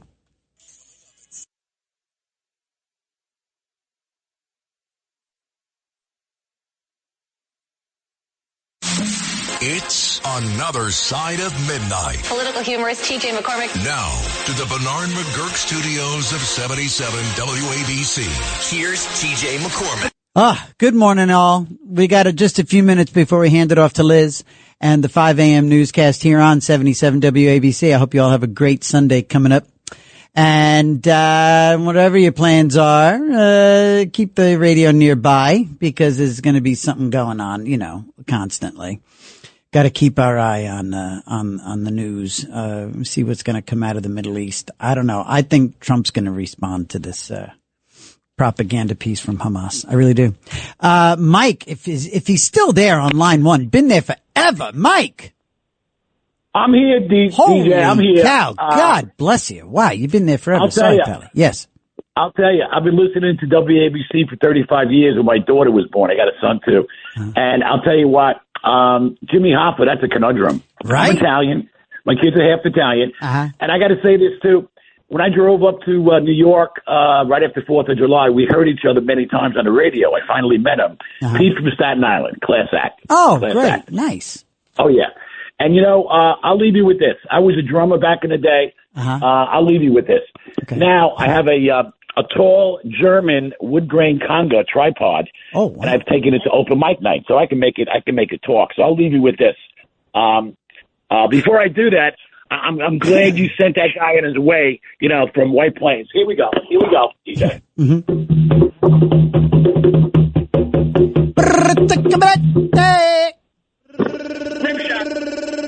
Hey! Look at that. All right. Joaquin in Pennsylvania, 351 here on 77. Hello there. Good morning, Joaquin. Hey, good morning, TJ. Hey. Hey, you're talking about that song Maybelline by Chuck Berry? Yeah. Do you know a song called Hot Rod Lincoln by Commander Cody? Yes, that hot Put the two of them together. Lincoln. Yep. One of them ripped the other one off. Hot Rod Lincoln. I was like the Ford. And wait, yeah. he was driving. Wait, Chuck was driving Cadillac and a Ford. My pappy said, "Son, you're gonna drive me to drinking if you don't stop driving that hot rod Lincoln."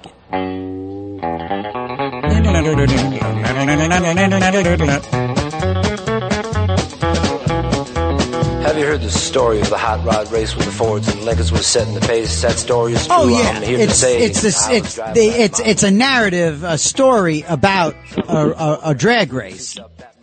Yes. Yeah, definitely. Oh, I thought you were saying like actual lyrics. I was like, But yeah, I guess, no, okay, yeah, somebody ripped off somebody. I wonder which one came out first. Yeah. I think actually Chuck Berry probably. It had to be Chuck was first, You see, I think I know what Russ's problem is. I don't even want to talk about it. I don't even want to talk about it. Yeah, it's not worth talking about. Anyway, yeah. There's a miseducation out there that a lot of people are born into. Right. And it's, that the Western civilization perpetrated the slave trade. Well, that's a complete lie because the white Western Judeo-Christian civilization is the one that ended it. Yes. And it was actually perpetrated by the Muslims in Africa. All right. Okay, Joaquin, I'm going to jump. I'm going to get over to Gary in Inwood because he wants to talk about Hoffa, which is a little bit more timely for our conversation this morning. Gary.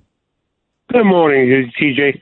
From my point of view, with the guest you had on, I wasn't any more convinced from any other story I've heard over the years at all. Oh, really? Okay.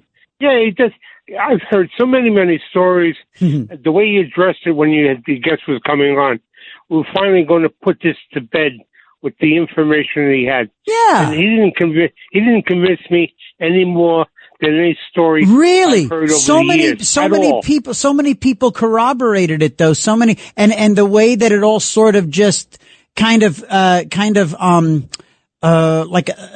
cascaded, how all the information cascaded and it went through all the different channels and it all seemed to come down to that, again, I got the guy's name here, but it all came down to that one button man. Whatever. Palazzolo.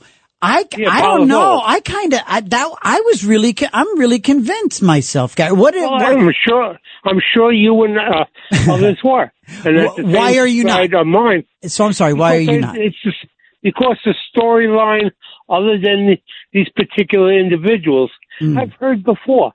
Just different names, different facts, different places, and it didn't convince me in any way. Okay. And the end is there's no body, there's no evidence, everything is gone.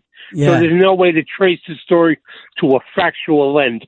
So to me, it just comes an ongoing mystery, and someone else will come up with a storyline down the line, and we'll revisit this again. Yeah. All right. Well, I guess maybe that's From my actually point of view. Yeah, sure. No, I get it. And hey, look, it would almost seem un-American to put to bed the Jimmy Hoffa story, right? Kind of like DB Cooper. Like, won't that be disappointing when we get to? That's a fascinating storyline. Yeah. You can never do a show on that. Yeah. No, you know what? That's on the list. It's now officially on the list, Gary. I will do that. That's totally fascinating story. And Me too. I love it. The bed is still unmade on this situation. It's still tonight. All right, buddy. It's an ongoing story. Thank you so much. And Jeff and Nutley, Sister Rosetta Thorpe, Jeff. Yes, hi, TJ. Hey. Have you ever mentioned her? She's like the creator of rock and roll. Sister Rosetta. I know of her. I know about her. And you know how I learned about Sister Rosetta Thorpe? Keith Richards. Keith Richards sings her praises. Chuck Berry said that's all he did was copy Sister Rosetta Thorpe. Yep. I mean, there's some great videos of her on YouTube. Yeah. She was, she was on some mainstream show. I don't know if was she ever on Ed Sullivan? She might have been. She might have been on the Tonight Show, something like that, but she was definitely on TV, and I've seen clips of her, and she was something else. And again, Keith Richards gives her a lot, her and before her, what's his name? The guy Deal with the Devil. What was his name? Robert Johnson. And Robert Johnson, the blues player. There were more than a few that delivered the blues into rock and roll. That no doubt, she's one of them. She doesn't get the credit she deserves. No, she doesn't. You're right. Shame on me for not bringing her up. But did she have any famous hits though? Is there anything? See, that's the one thing. I get her style, and maybe she did some traditional blues and country, blues, jazz, whatever numbers. But I wonder, did she ever have a quote unquote hit? I wonder. I don't know. I think maybe she might have been before her time. Yeah, maybe before they did that sort of ranking hit thing, you know. She did a lot of gospel. Yes, I'm sorry, gospel as well. I left that out. Yeah. Great, Jeff. No, you're right, Sister Rosetta Thorpe. We'll have to find something and play it next weekend. We'll do it in our, we'll put it into our library. I know Bill and Tony were just like looking furiously to see if we had something. I know it. But no, we'll find something. We'll get it into the, record, into the library. Okay, thank you. Thank you. Thank you, buddy. All right, gang. Well, look at this. Boy, I tell you, this was a really interesting weekend. We covered loads of ground. Left, right, wide, up and down, all over the place. Serious, heavy, funny, laughs, mysterious, mysteries, sobriety, recovery. We talked about everything from the supposed closing of a long time unsolved mystery to an Irish civilian dude, an Irish lay person who is up for being a saint based on how many people he helped get sober. We covered so much ground, and that's because I teed it up and you guys ran down the field with it. So what a great weekend working with everyone. You guys there, Tony and Bill, thank you. Everybody listening in the cars, at home, in bed, at the bodega, at the diner, everybody in the late night, early morning family, thank you for being here on Another Side of Midnight with me, TJ McCormick, on 77 WABC. Until next Saturday morning, I wish you all the luck in the world.